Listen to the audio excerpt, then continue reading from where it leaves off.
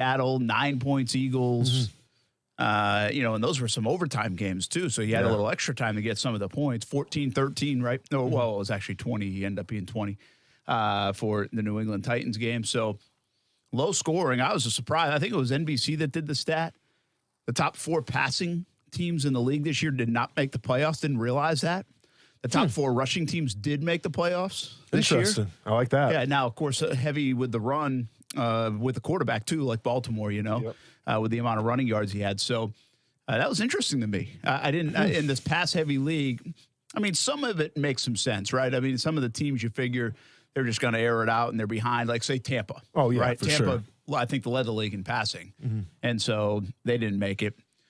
Maybe Atlanta's in that fold too, someone like that. Yeah. So pretty interesting, but it does get back to the basics of it. That's what hit me over the weekend. It's like, man, you still better have a good defense. Of course. And, as beat up as Philly was, their defensive effort, there's a lot of talk about Jim Schwartz now. And if the Jags make any moves, could they go get your guy? Yeah. That's your guy, right? I mean, he is my guy. He runs the defense that I wouldn't mind seeing the Jaguars run.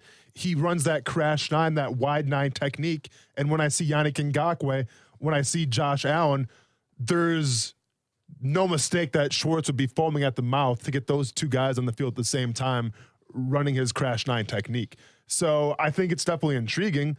My argument would be, why would Schwartz leave Philly unless he's, asked to leave, which I have a hard time believing they're going to ask him to leave after what that defense did with all those injuries, especially in their secondary. Yeah, I was looking back at some older articles, and there was a time, like even earlier this year, where because of Philly's struggles, where they were at, didn't look like they were going to make the playoffs. People were disappointed in the defense. Keep in mind, they were beat up the whole year on a lot of different levels of both sides of the football.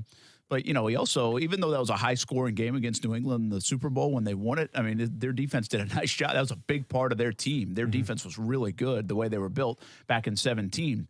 So I'm kind of like you. I'm like, everybody's talking about Schwartz. Like, why would the Eagles get rid of him? Exactly. And by the way, the other thing about the coaching changes that could exist here in Jacksonville is who the heck is coming to Jacksonville for a year? Some people will do it. But are you getting the best stuff available out there? You better be really close, I mean, Marone really better be able to pull a guy like Schwartz, because of a relationship thing to say, hey, come on down, need your help, want to change things up a little bit. And by the way, you only got 1 year to do it. We got to win right now. Yeah. That's a tough sell. And I'll be honest, I assume they have a year because I assume they had 1 year last year. I think we all kind of agreed where if they went below 500, they probably wouldn't be back, right? Well, they win 6 games this season. And all the coaches and the GM retain their job. So, I don't know what the magic number is going to be next year. Yeah. I'd assume it has to be 500 or better, kind of like I called this past season, but that didn't come to fruition. But, yeah, you're absolutely right. I mean, if you're a coordinator coming in, and, yes, the defensive line could be okay, especially on the defensive side, talking about the defensive coordinator here. Linebackers need some help, obviously. The secondary, there's some question marks. Yes, you have some draft capital, but you have to look at yourself and say, how can we turn this around in the span of a year with some guys that will probably not be playing on the team this year? It's simple as that. Well, and that's not very appealing to a lot of coordinators out there. Well, what's interesting is, listen, who knows how long these guys are going to be here, but the perception is going to be they've got a year. Even after last year and all that they came back, the perception will be they have a year. Even I remember Gus Bradley when he was changing over offensive coordinators going into year 3. I think it was kind of a tough sell to some because the perception around the league was, all right, this is it. If they don't win, there's not a lot of security in that. So, he ends up staying another year on top of that. The patience of Shad Khan showing up once again. But you do wonder from a Schwartz angle, could he almost do what Marone did?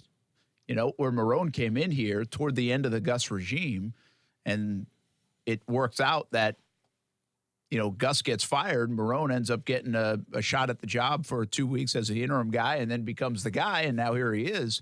Well, Schwartz could be in a similar type situation if he were to come to a place like this where you don't think a guy like Peterson's job is in jeopardy. So if he stays in Philadelphia, well, then maybe he's there, he doesn't have any room to grow. So, it can be a selfish business sometimes. Yeah.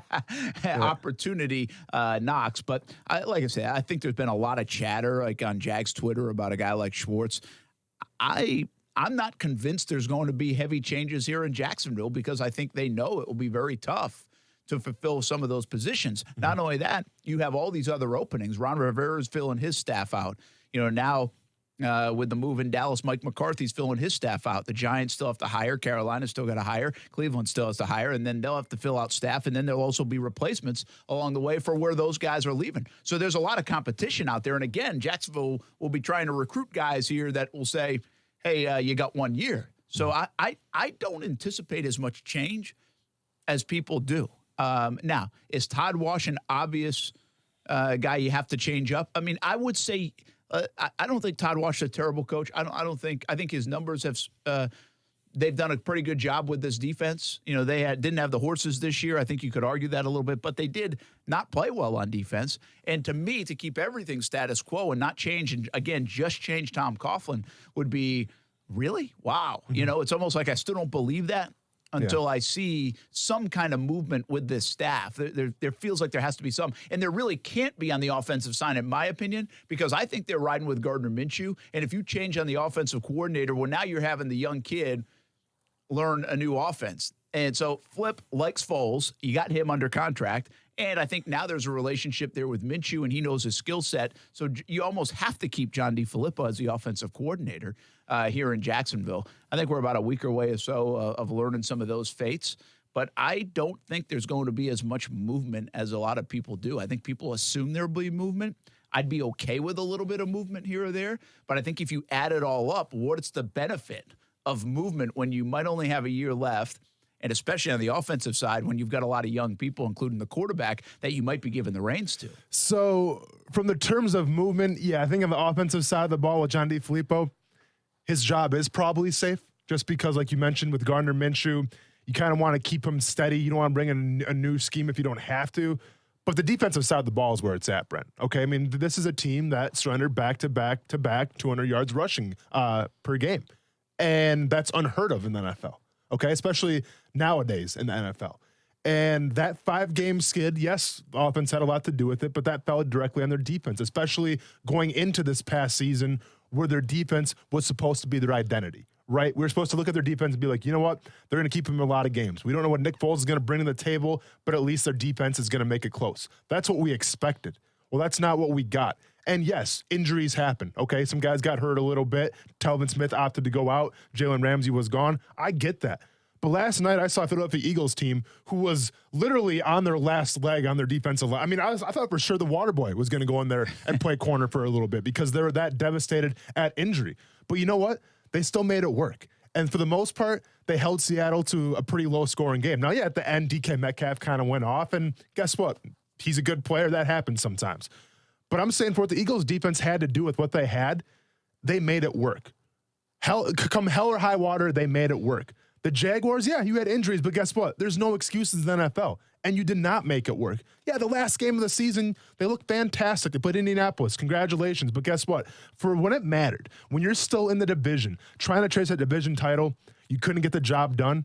To me, a change has to be made there. Well, it's big stories over the weekend. Obviously, who won, who lost. The overtime rule will now be debated. The pass interference, which was pass interference, not being looked at, I would call the NFL gutless on that one, quite frankly. I don't think they wanted to review it, create a scene or anything in New Orleans, and how ironic that it comes down to that play once again. But that was pass interference. And, would they have changed that in week 3, week 8, week 10? I don't think so. So maybe they wouldn't have changed it here, but certainly got to go back and look at it and discuss it. So we'll talk about that. Overtime rule is what it is, but should it be better? Could it be better? Everybody hates it when the games end like this in the playoffs, and now we've seen it 2 years in a row where one of the better teams that might have even been the favorites, amongst the favorites to win it all, have gone out because they don't even get the football in overtime. Is that the right way to play it? Is the college rule better? Is there a good solution in general in the NFL? Tom Brady, what is the future of Tom Brady? Retire, stay with the Patriots, go to another team? Are they all in play for Tom Brady? The dynasty, I don't even care about discussing if that's over or not because I've kind of felt like it was over anyway. It's kind of been trending this way. But what does Tom Brady do with the New England Patriots? And, you want to talk about coaching. I know Doug Peterson and the Eagles are out. And I'm not like this big Doug Peterson fan, but you can't help but notice. Everybody thinks it's Nick Foles the last couple of years. But is it Doug Peterson? And does he get enough credit? I mean, a lot of people give Foles the credit. And he should get it for the last couple of years in Philly. But, man, the job Peterson has done late in a season has been fantastic, and I couldn't help but notice the job Mike Vrabel does too. Because I'm not wrong about the Titans. They're not a very good football team on the roster. Hey, are you buying in the Titans yet or not? No, I'm buying into Vrabel. Well, he's the coach of the Titans. Vrabel and Henry. And he plays for the Titans, so you might as well start buying into the Tennessee Titans, Brent. It's been about 10 weeks now. This is the last call. But did anybody win this He's weekend? not getting on. Did anyone win this weekend that you think is even a threat to win the Super Bowl going forward the next few weeks? Let's talk about it all. Wild weekend in the NFL. And we march on. Plus Tua coming out. Oh, no. He's available at 9. What do the Jags do? We'll talk about Not it on ESPN 690. Action Sports Jax with Brent Martineau on ESPN 690 is brought to you by Best Bet Jacksonville and Orange Park. Now, the First Alert forecast on ESPN 690. Sunny and cool on this Monday with afternoon highs in the low to middle 60s. So make sure you keep that jacket or sweater close by all day today. From the Action News Jax First Alert Weather Center, I'm meteorologist Corey Sema. The Weather Center is brought to you by Beards Diamonds, your local diamond store for 39 years in the St. John's Town Center or at beardsdiamonds.com. Say hello to your new secret advertising weapon, your own branded mobile phone number. Star Mobile provisions vanity mobile numbers prefixed by **, providing audiences an easy way to reach your business. Give it a try now by dialing ** mobile from your mobile phone. That's ** mobile. When prospective customers see your offline or online ad and they dial your branded ** mobile number, ** mobile helps to convert them through text, voice, and online communications. Give it a try now by dialing ** mobile from your mobile phone. That's ** mobile. Hi, I'm Carl Davis, Vice President of Family Kia of St. Augustine, and I want to tell you why Family Kia is your family dealer. Family Kia has been locally owned and operated for over 20 years. We take pride in giving each of our customers our legendary red carpet treatment, consisting of a pleasant, no-hassle, award-winning sales buying experience to our nationally recognized service department. Our staff has one goal in mind: to deliver outstanding customer service in everything we do. Family Kia's red carpet treatment always includes our 3-day love it or exchange it guarantee, complimentary maintenance, service loaners, car washes, and more. And pricing is never an issue at Family Kia. Get our guaranteed lowest price on any new Kia in Northeast Florida. That's our promise to you. And all new Kias come with a 10-year, 100,000-mile powertrain warranty, the best in the industry. So take the short drive on 95 today to become part of our family. Family Kia, 2665 US Highway 1 South in St. Augustine, or visit us online at familykia.com. The best food with the best service in Jacksonville. And now more options for you and the family. Hey, everyone, this is Brent Martineau. Jumpin' Jack's House of Food has grown. A third location just opened up downtown at the start of the new year. If you haven't tried it, you have to try it. If you have, you know all about it and love it. Already locations on San Jose Boulevard and Atlantic Beach. Now Jumpin' Jack's House of Food is a neighbor downtown on West Adams Street. Get on the email list and get something free every time. Order online, jumpinjackshof.com. Jumpin' Jack's House of Food, the best food with the best service in Jacksonville. Listen up. In 2016, a New Mexico House seat was decided by only 2 votes out of almost 14,000. In 2010, a state house race in Vermont was determined by 1 vote. In 2002, a Connecticut House seat was determined by just 1 vote out of more than 6,000. In 1994, a Wyoming state house seat vote ended in a tie. The winner, chosen at random, went on to become Speaker of the State House. Your voice matters. Use it. Go to letsfreethevote.org to learn more. Golic and Wingo. Aaron Rodgers, as Stephen A. Smith likes to say, is a but how spectacular Aaron Rodgers was able to be. I mean, all we're going to remember is that freak show throw to Aaron Jones in the end zone. I don't know if it was a throwaway or not, but what it was magic. Aaron Rodgers looks like 2 straight weeks now. He's in the flow with Matt LaFleur. But if you're the Chiefs, you got to say to yourselves, we had every opportunity to win this game with our backup quarterback. That defense let him down. Golic and Wingo, weekdays at 6 Eastern on ESPN Radio and ESPN2. See, very intrigued by the Dan Le Batard Show on ESPN Radio. And finally, Popeye's chicken sandwich is officially coming back. Yeah! You got the bread in? I feel like people owe us a thank you for getting that, applying the pressure needed to get that chicken sandwich back. We're going to take credit for that. I'm good with that. I am totally fine with that. Everyone good with that? All right, thank us. The Dan Le Batard Show with the Stugatz on ESPN Radio and ESPN News.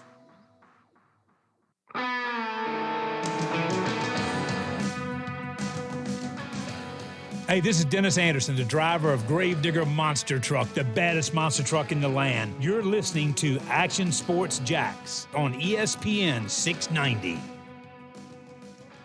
You tip your hats to Minnesota that they deserve to win, and it's always difficult when it happens in the playoffs. You know there's no follow-up games, so you go from there.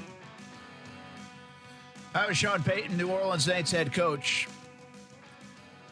Tell you what, man, he's a very good coach, but these last 3 years have been painful. Shows you how hard it is to win. I thought they were the best overall team on paper. Now, I was picking Kansas City, and obviously I got another week to see if that's right. Yeah, you do. I'm out.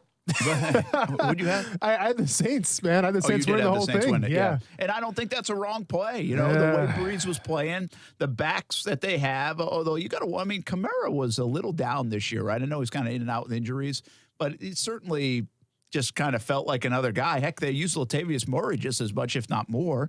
Michael Thomas is sensational. I think their ability to go to Cook with the tight end situation, he was a difference maker. But I didn't think Breeze played that great yesterday.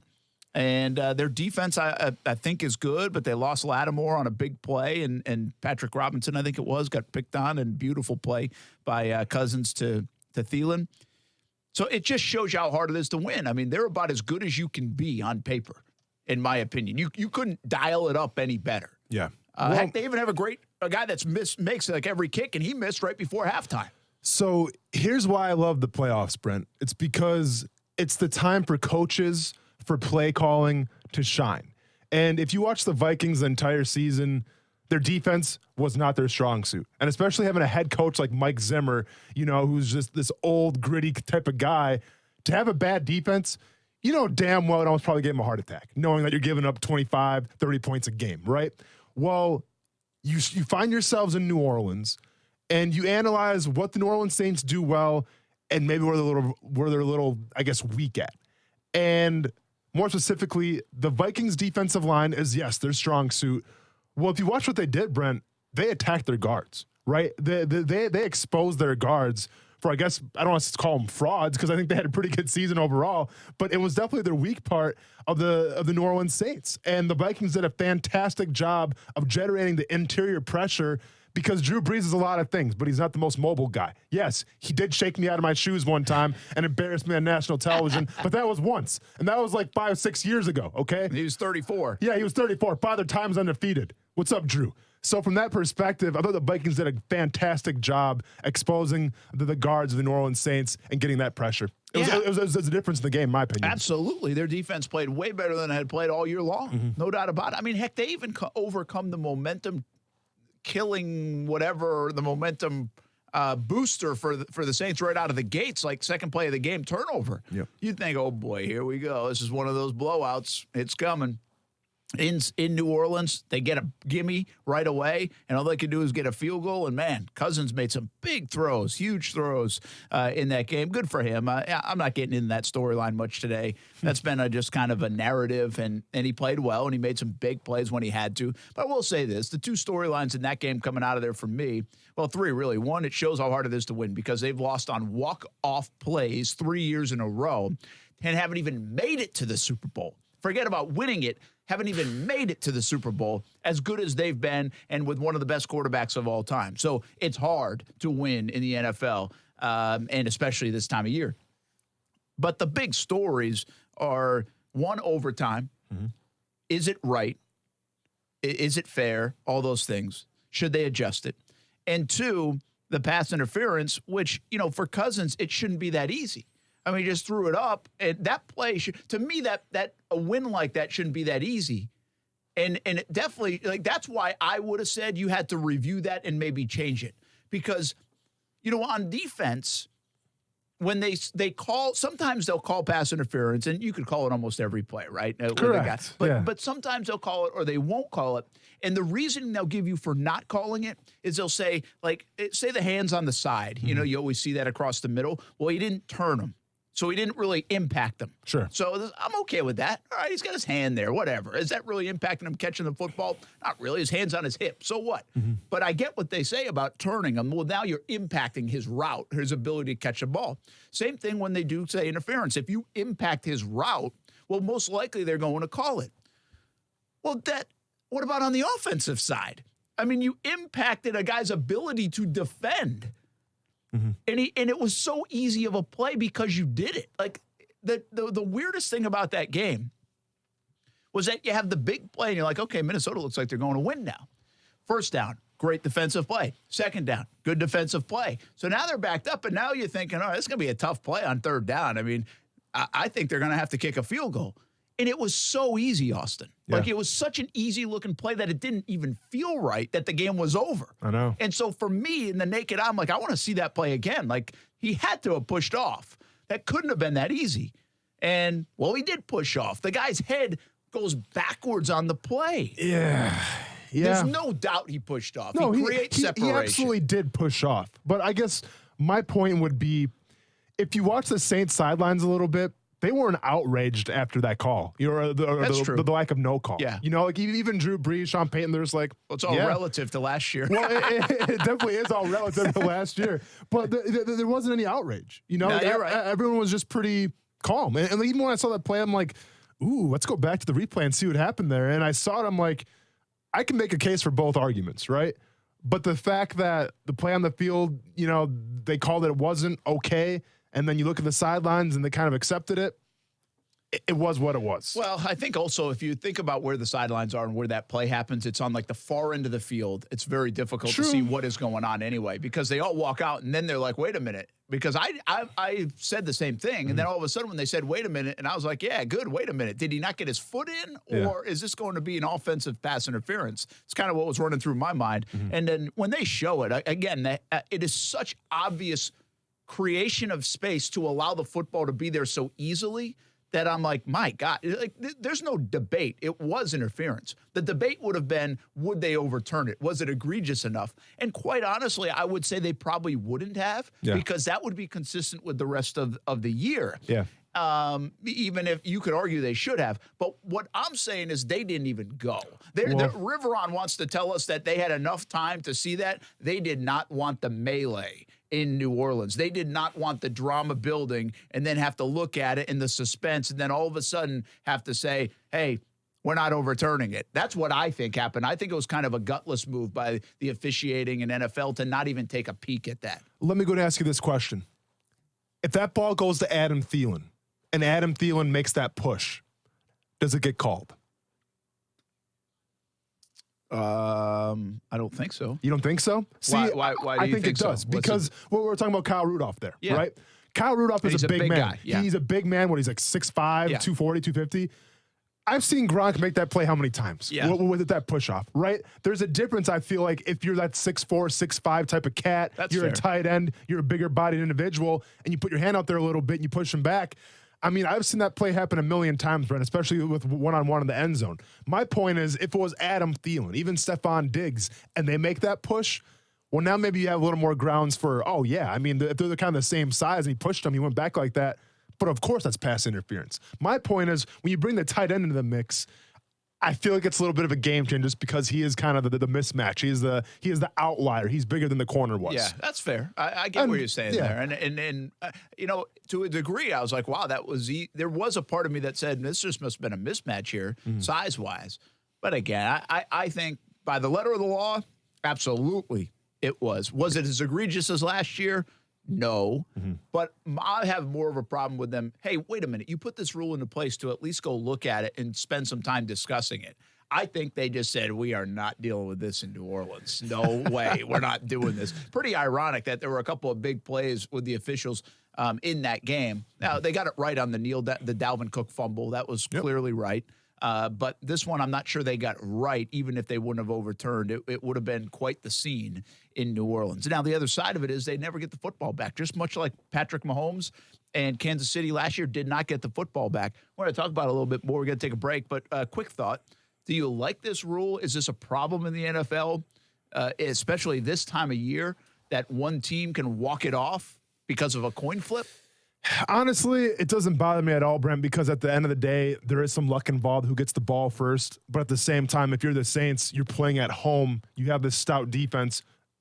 Don't let Thielen get, a 50-yard pass to the 3 or 4 yard line. Don't do that, and then you're fine. So I get what you're saying. I mean, is it truly fair? Do you want to go with the college football rules? I think it's fine just the way it is.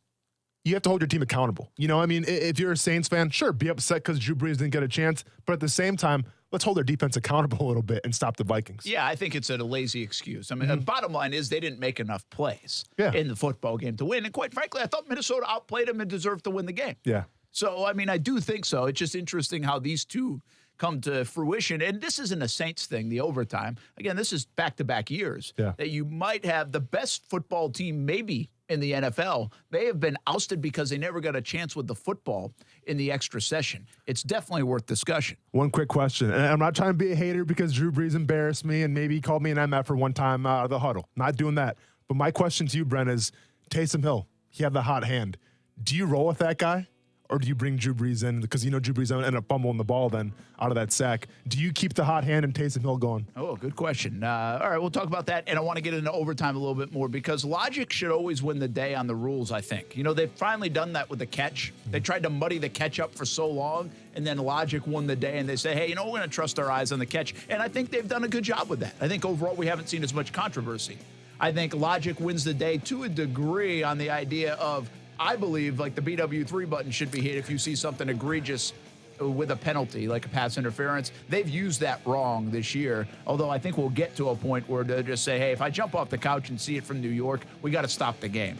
But maybe in overtime now, logic should win the day, and I'll tell you what that logic might be coming up next, plus we'll get to that answer. And also, the Drew Brees, the Tom Brady's, why they're not advancing. It's not just because they're 40-something, in my opinion. It's all coming up next on ESPN 690.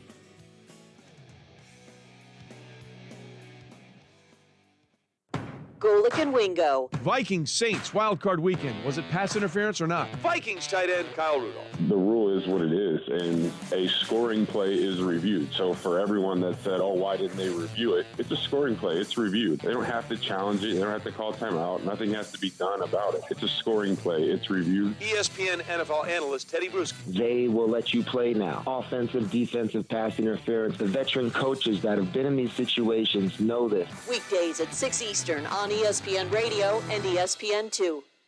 Chub it up for the football playoffs at Mr. Chubby's Wings. Hey, everyone, it's Brent Martineau. They are my favorite wings in town. And on New Year's Day, I got a huge order to go for the family from the Fleming Island location. We got 5 different flavors, including my favorite, the Maple Cajun. You got to try it. Drink specials, a full menu, and wings. Plus, lots of TVs for the playoffs or maybe even the upcoming McGregor fight. Chub it up at Mr. Chubby's Wings, 2 locations, the West Side and Fleming Island. Hey, boss, check this out.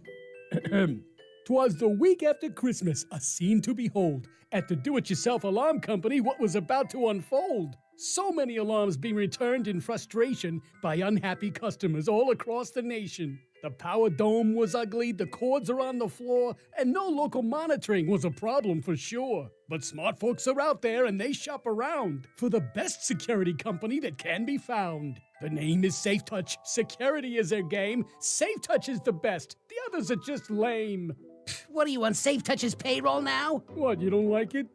Just so I know you haven't completely lost it, tell me the Crooks of Us motto again. Stay away from Safe Touch houses. Yeah, and don't you forget it. Sorry, boss.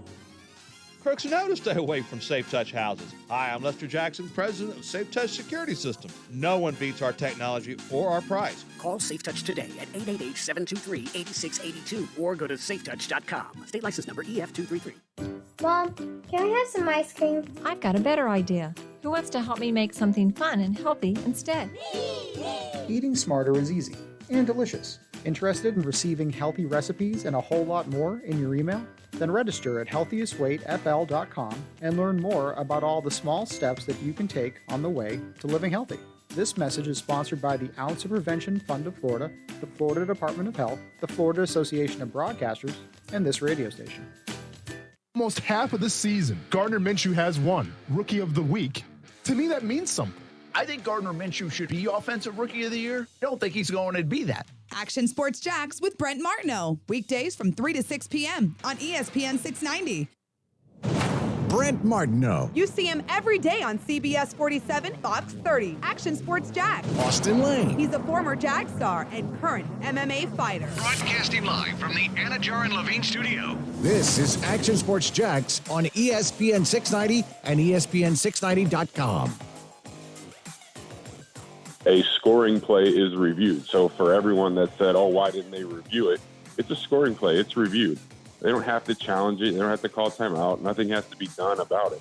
They looked at it. They thought it was just football. And, guys are pushing and shoving on routes all the time. Was my arm extended? Yeah. But did he pin my arms down at the beginning of the route? Yeah. That's the way football works. Talking right to Brent Martineau right there. No, I get it. I get it from his point of view. I don't think that's a bad explanation on his part. That's Kyle Rudolph. Mm-hmm. Doesn't mean it wasn't interference. I mean, again, here's the thing. Like, he could tell him that his hands were pinned down at the early part of his route, but it obviously didn't impact his route because he got to his route and got to the spot and made a play. Mm-hmm. I can tell you for sure it impacted at least that being a contentious play, a contended play in the corner of the end zone, that push, because it gave the defender no chance. So, again, I don't think they would have changed it, and that's a good point. It was reviewed, but it was reviewed so quick, man. I mean, they did that so fast. I don't think it was like looked at. It wasn't dissected. It was reviewed for all the things scoring plays get reviewed for, and that is, did he get his feet in? Did he have possession? Those kind of things. That was not a review of, was it interference? Yeah. At least the way I understand it. And it went too quick to be reviewed for anything. It was way too quick. I think they want to get in and get out. But once again, I just go back to the sidelines and everything, because that's what I was watching for. I was watching for the chaos that was going to ensue from the New Orleans Saints bench, the chaos that was going to ensue from the crowd. And we never got that. Now, is that a lack of just camera angles, or is that just, the team thinking, you know what, we got beat fair and square and we're out of here? I mean, I think it was a little more of the latter. But yeah, it's going to be debatable. At the end of the day, I guess we can both agree on the last thing you want to see, especially in New Orleans, is have another debatable call. Well, it is, but I will say this too. That doesn't mean they should get calls either because it went bad one year. I mean, that's not how it works. I mean, that's bad luck, and they've had a ton of bad luck. I mean, that is you can feel, if there's one fan base, I've said this multiple times before on the show, I believe, like, there are a lot of fans. If you like the Gators, then you hate the Dogs and you hate the Knowles, and you're never going to feel for any of them, right? Yeah, I mean, it doesn't matter. Yep. If you're, Jacksonville, if that happened to the Titans, people would be celebrating in the streets today. But my point in all that, like, the Patriots, everybody hates because they've been good. But the point here is, I don't think people dislike the Saints. Like, they are a likable team. It's a likable city. It's a likable people. It's a likable fan bases. There's nothing about likable players, man. Yeah, even like Cam Jordan, Drew Brees. Yeah. They're all likable guys. I just think there's nothing about them even over the years, and I think part of that has a lot to do with maybe they were a doormat for so long. I remember the Aints more than the Saints, where they had the bags over their head. Yeah. And obviously, I think Hurricane Katrina impacted the entire country. We all felt something, and that was right there at the Superdome. So, and I think everybody who's ever been to New Orleans loves New Orleans.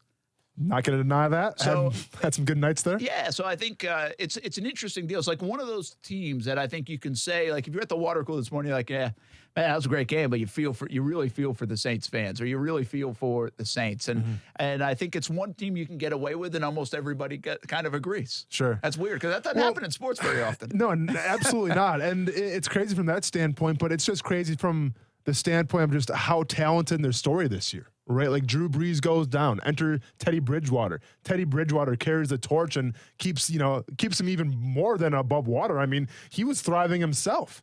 So all indications were like, well, if Teddy Bridgewater can go 500, which he went above and beyond that, the Saints got a good chance of making some noise in the playoffs. Well, he did that. Drew Brees came back. Alvin Kamara was coming on. He was surging. Michael Thomas, unstoppable. Nobody could cover the guy. And then just one game against the Vikings, who I didn't give a chance. I don't know how you felt about it, but I don't think anybody really gave the Vikings a chance to go into the Superdome and, beat the Saints. But here we are now on a Monday. Yeah, I saw Kyle Rudolph with Scott Van Pelt. I think what you just heard, I think it was probably on Golick and Wingo this morning here on ESPN 690. But I think I saw him last night on Scott Van Pelt, and I thought he had a great answer. He was like, nobody gave us a chance, and nobody should have given us a chance. It's like they're a great team, got a Hall of Fame quarterback, Hall of Fame coach, which then I had to think and double. I was like, yeah, he probably is a Hall of Fame coach, Sean Payton. I mean, maybe making his way there probably at the very least. I thought he summed it up. I mean, why would you put anything into Kirk Cousins? They're the 6th seed in Minnesota. They've been disappointing more than they've lived up to the hype. But Zimmer and that staff did a great job, and the players played their butts off, man. It was a good football game. I'm going to get to your question first. Taysom Hill. Yeah. He was outstanding. Fantastic. You know, the human Swiss Army knife. Yeah, it really is. It's fun to watch. And I think there's a couple of things that have to happen here. One, I think a guy like that works because he's got a great skill set, you know. And two, because the coach is willing to use him and has the equity to be able to use him. Sure. You know, I don't think people will say, well, why don't the Jags go get a guy like that? Well, I don't know. I mean, are the Jags like Sean Payton has built up such a resume that even he can say, hey, Drew, on this play, can you go split out wide? You're not part of the play. We're bringing this guy in. I don't think all coaches can do that. One, with a star quarterback, and two, with, just in general, because they haven't done enough offensively. I think Peyton has built up enough of that. He's known as an offensive guy. And now Taysom Hill has delivered in such a situation where it's not even questioned. That wasn't like his only time ever delivering. Yeah. This guy's been pretty good in that role for a couple of years now. So it begs the question, how many more of these kind of guys will we see? Are we already seeing it? I love it. Who was the guy the Jets had doing it? He was the quarterback, but he had a different role, and he did a nice job in it. I can't remember the name now. Tim Tebow. No, Wasn't I'm kidding. Tebow. I know. But Tebow got brought up in the broadcast. Sure, yeah. Because he was kind of unwilling to do that role. Well, but that would have been a perfect kind of role for Tebow, you would think. Now, he didn't have the speed of Hill. Hill's a 4.4 guy. Legit 4.4, yeah. Well, and the cool thing with Hill, too, is, and this is another, knock on the head coach here, and Sean Payton. He kind of took a chance on Drew Brees a little bit. Well, Taysom Hill was in Green Bay, okay, with another offensive-minded guy in Mike McCarthy. Yeah. They let him go. Peyton picks him up, and the rest is history. So it's interesting how, obviously, the Green Bay Packers watching this game now could probably use them because you can do so many things with them. But, I guess one man's trash is kind of like another man's treasure at the end of the day. I think what's interesting how the Saints use him is, like, you'd think a guy like that would be used 1, maybe 2, possibly 3 times in a game. Yeah. Oh, no. Special teams. No, they use him like 20 plays in a game. Yeah. But it begs the question, though, Brent. When he went in, he kind of gave that spark to that offense a little bit. The crowd loved it and everything. And then Drew Brees came in, and the one play I'm referring to is when Drew Brees got sacked, fumbled, Vikings get the ball back. Well, the play before that, Taysom Hill, I think caught like a 10, 12-yard gain from that. Yeah. Do you keep Taysom Hill in because it seems to be working? Yeah, I think it takes a lot of guts to do that. It does. It's Drew Brees, right? In a tight game, here's the one thing I'd have a hard time doing as a coach. I'm saying I'm taking this guy off the field in all the critical moments. He might have done it even for some people's liking too much in that game, taking Drew Brees. Who was it? Who's doing the game? It was Buck and Aikman. Aikman was like, I don't get taking the ball out of Drew Brees' hand and then boom, he throws it 50 yards. But I get that thinking. It's hard to take. Drew Brees is your best guy. Correct. So you're telling me in critical situations down by 3, I'm going to take my best guy away from the play, and he's not involved in the play? I don't know if I like that. So I get your point. It was working, but I think you can risk going to the well too often. If you have Brees, very few people around the country are second-guessing him for using Brees in the situation and saying, why didn't you use Taysom Hill more? No. You know what I mean? Yeah, for sure. And then I guess it just kind of begs the question of when you bring Taysom Hill in, you kind of go back and forth between quarterbacks. Does that kind of mess up the flow a little bit? Yeah, I don't think it did. It was productive. Yeah, it was productive. But like I said, Taysom Hill. Did it mess up Drew Brees' flow? Yeah, that's what I'm saying, that flow. Yeah, I mean, I get it. Sure. I mean, yeah. I just thought hindsight's Brees didn't 2020, play well, right. And, the bottom line is Vikings caused that fumble. They made a nice play on the interception. The Vikings made the plays. Yeah. And here's the other part of it for Brees and the Bradys of the world and the Rivers of the world now and the Foles of the world that we have here in Jacksonville. Isn't it crystal clear over this weekend, and we already knew this, And it doesn't matter if you run like Josh Allen runs 40 yards down the field and 8 different times in a game, or Deshaun Watson who escapes another play miraculously, or if you're Lamar Jackson who we'll see this weekend running around, or Mahomes scrambling. It doesn't matter that as much as you have to be able to be elusive. You know, Minshew is not known as this great athlete, but he's elusive to the point where he can escape. See, Drew Brees, he can move, but he can't escape. He's not elusive. Escape and elusive are not words that go with Brees. They didn't go with Brees when he was 35, quite frankly. They certainly don't when he's 41.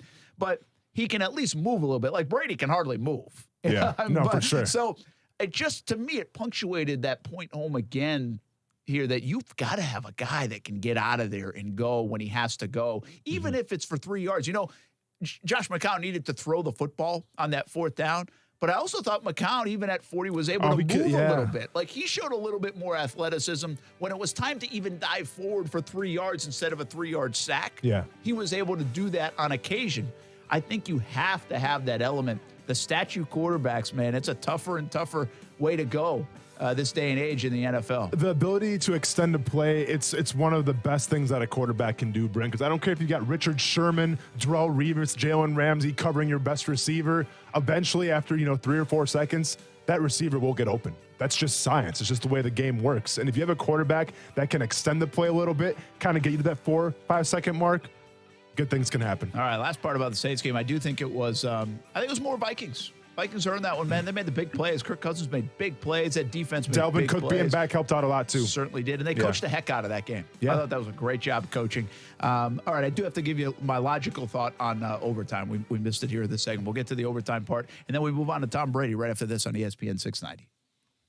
See, very intrigued by the Dan Le Batard Show on ESPN Radio. He just had arguably the coolest moment of his professional career ruined by this group of Jets. It's the greatest weekend of my life. It's a dead show, followed by the weigh-in with Masvidal, followed by another dead show. The greatest weekends I've ever had in my life always end the same way, with me having to watch that team. The Dan Le Batard Show with the Stuttgarts on ESPN Radio and ESPN News.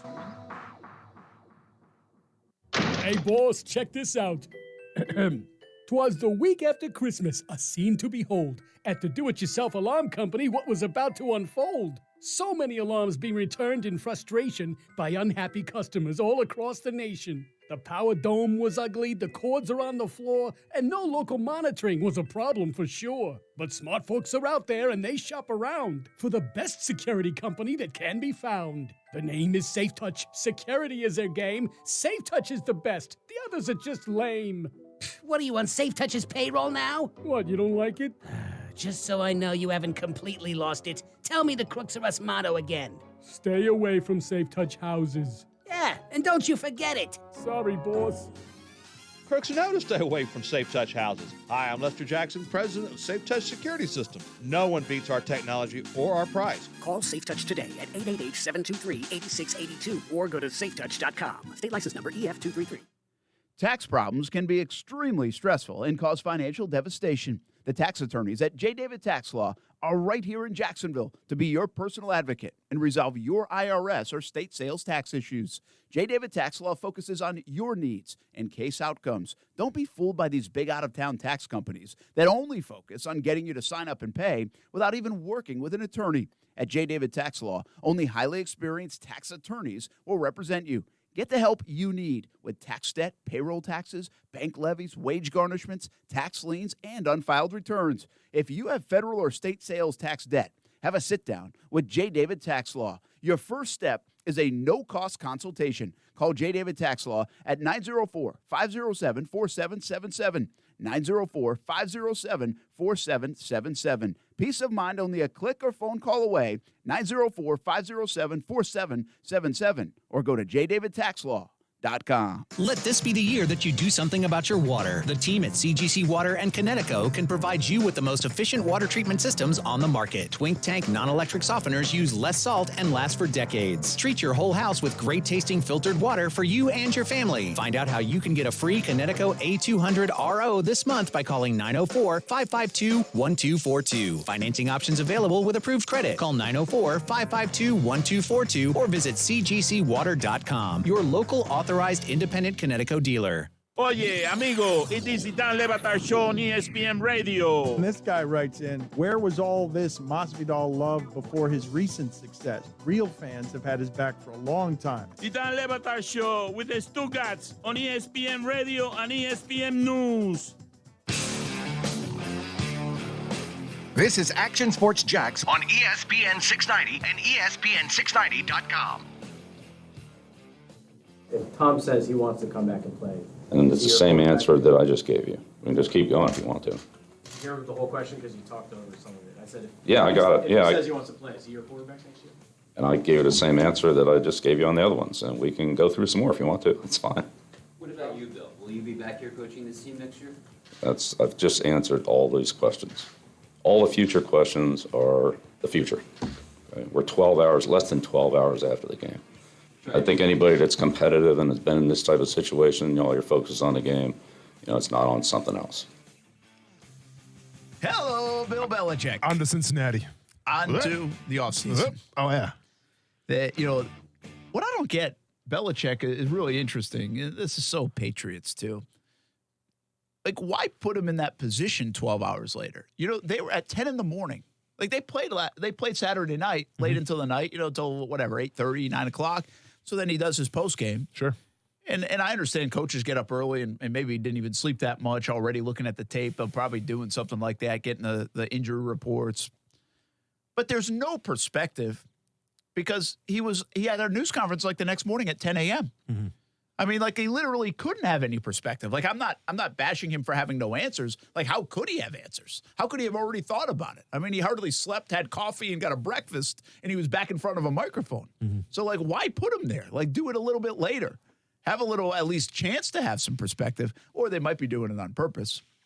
So he can at least say, hey, guys, this was 12 hours ago. I mean, what am I supposed to do? I don't know. Yeah. And that might be the way. Gamesmanship. But anyway, nobody knows right now about Tom Brady. We're going to get into it in a minute. I just have one thought on the overtime stuff. And I'm not super passionate about the overtime thing, if I'm being honest. Sure. Now, if that happened here, and like you feel like if it happened in the AFC Championship game like Kansas City, and I had that offense and I never got the football, I'd probably feel pretty passionate about it. I mean, I could see how that could weigh on you. There's two thoughts I have. One, my guess is 9 out of 10 times, and I don't know if it's 90%, but the percentages are high that most teams don't go down and score a touchdown in overtime. I would say the percentages are low for that. Now, it's happened to happen on the big stage a couple of times in the playoffs the last 2 years, and again, also involving offenses that almost can score on a dime with the Saints and the Chiefs. But I would think if you take this overtime rule, which, by the way, is not that old.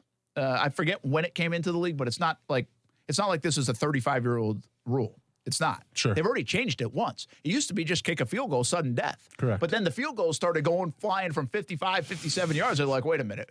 2 first downs, boom, kick a field goal, especially if you're inside on turf. Yeah. That's probably not fair. All of a sudden, Matt Prater's like, check this out real quick. Exactly. So this is how it came about. Mm-hmm. And now I forget how recently it is. But I would say the percentages of a team getting the coin flip, getting the kick, scoring a touchdown are still reasonably low.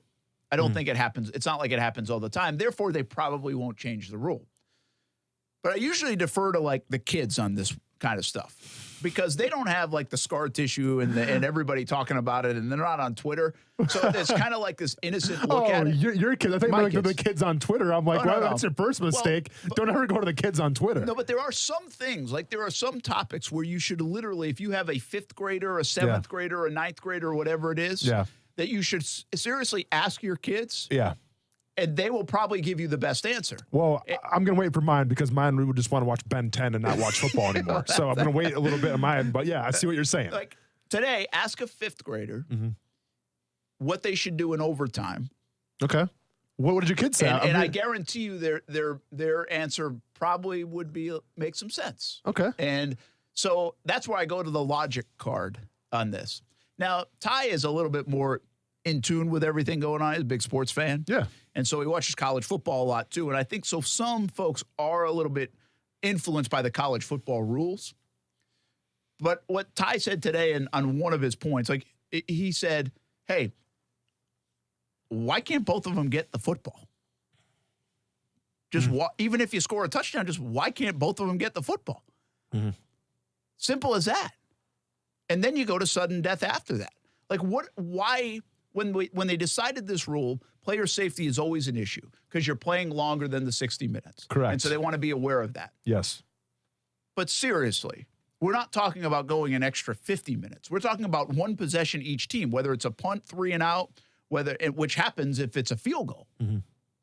But so just why not have to go play defense and stop them from scoring a touchdown to actually win the game? And the worst case scenario is one team has to go on the field one more possession on each side of the ball because then it takes the sudden death. Because the team that goes second, that gets lucky and can defer to go second, has the advantage. Because now you know, are you going to kick it?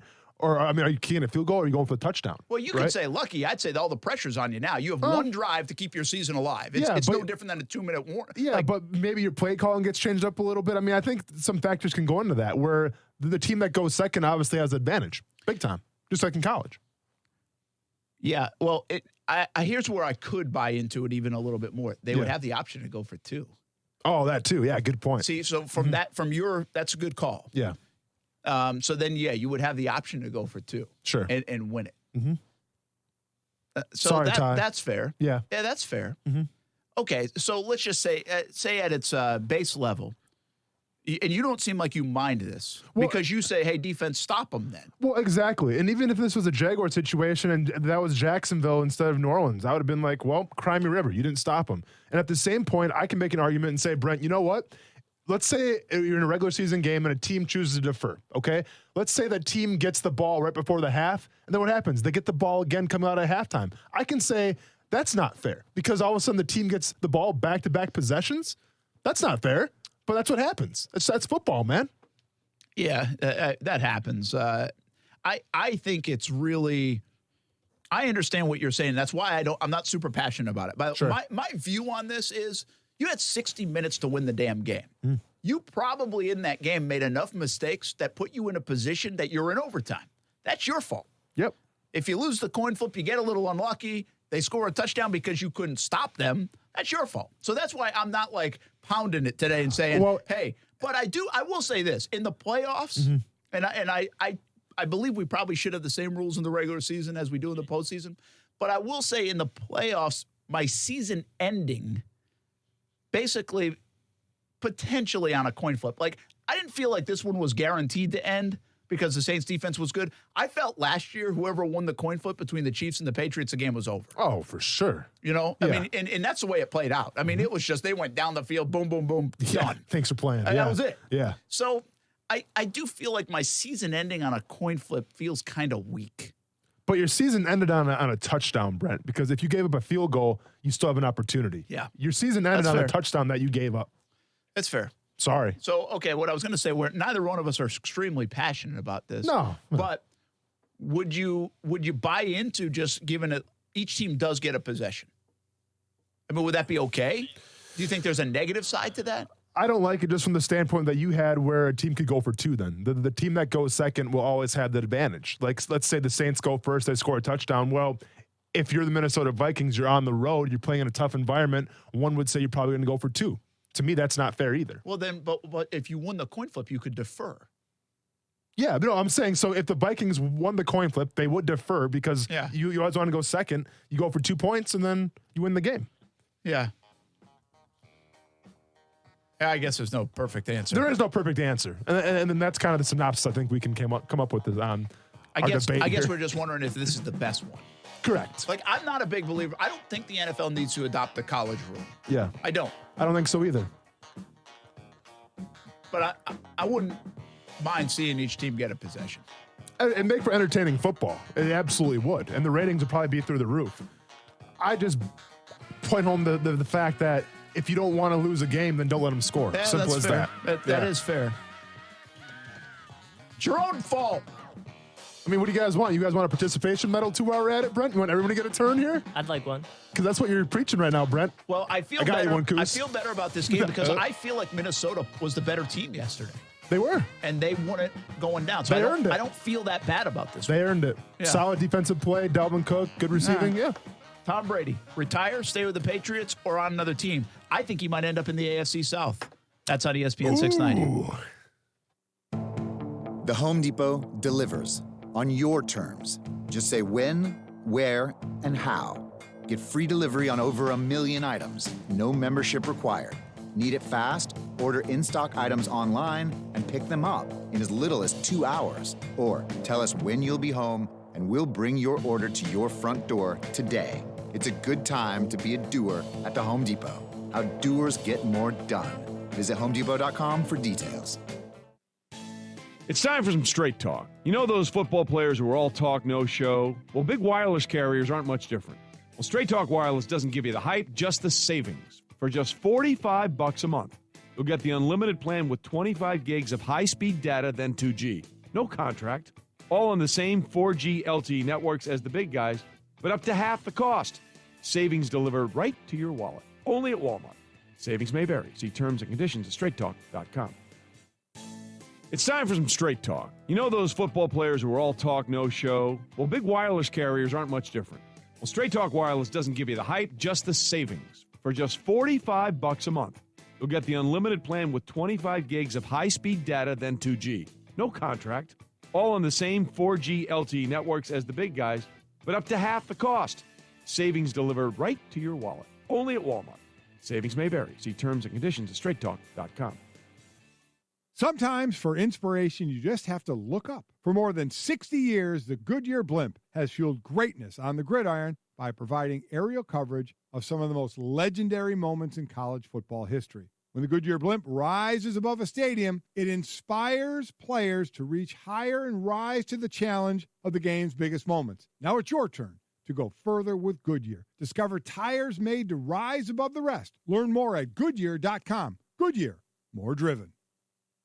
Moved on rather quickly once they officially dismissed Jason Garrett. Dallas hired former Packers coach Mike McCarthy as their new head coach. McCarthy, who led Green Bay to the playoffs in 9 of his 13 seasons and a victory in Super Bowl 45, is the right hire by owner Jerry Jones, believes ESPN's Ryan Clark. He went out, he got experience. He has someone who has won and who has been around winners, who has been around very good quarterback play. And for Jerry Jones, that was important. I also think it was important that he found someone who understood the business of NFL football because, you know, playing under Jerry Jones could be different. Cowboys will hire Saints linebackers coach Mike Nolan as their defensive coordinator. McCarthy was the 49ers offensive coordinator in 2005 when Nolan was San Francisco's head coach. Wade Phillips will return next season as Rams defensive coordinator. This past season, LA's D plagued by inconsistency and lapses. Tua Tagovailoa's time at Alabama's over. Crimson Tide QB announcing he'll skip his senior season and enter the NFL draft. The projected top 10 pick recovering from major hip surgery. If you love Nature Valley sweet and salty bars, you'll love the new Sweet and Salty Minis. It's all of the indulgent, savory goodness you know, now in a smaller size. And at 100 calories, snacking has never been so sweet.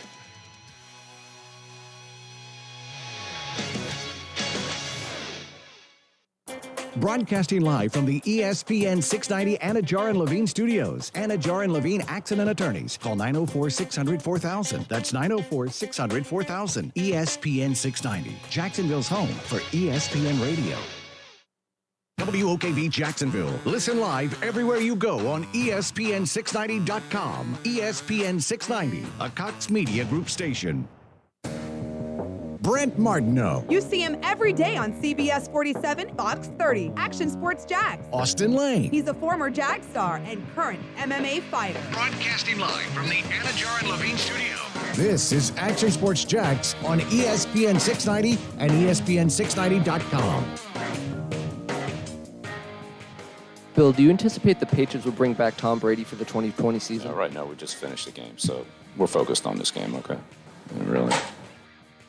Can we just play Bill Belichick for the rest of the show coming back in on the Tom Brady topic? I almost, I know Jags fans probably aren't going to like it, but, I'd almost want him to do an intro for the show.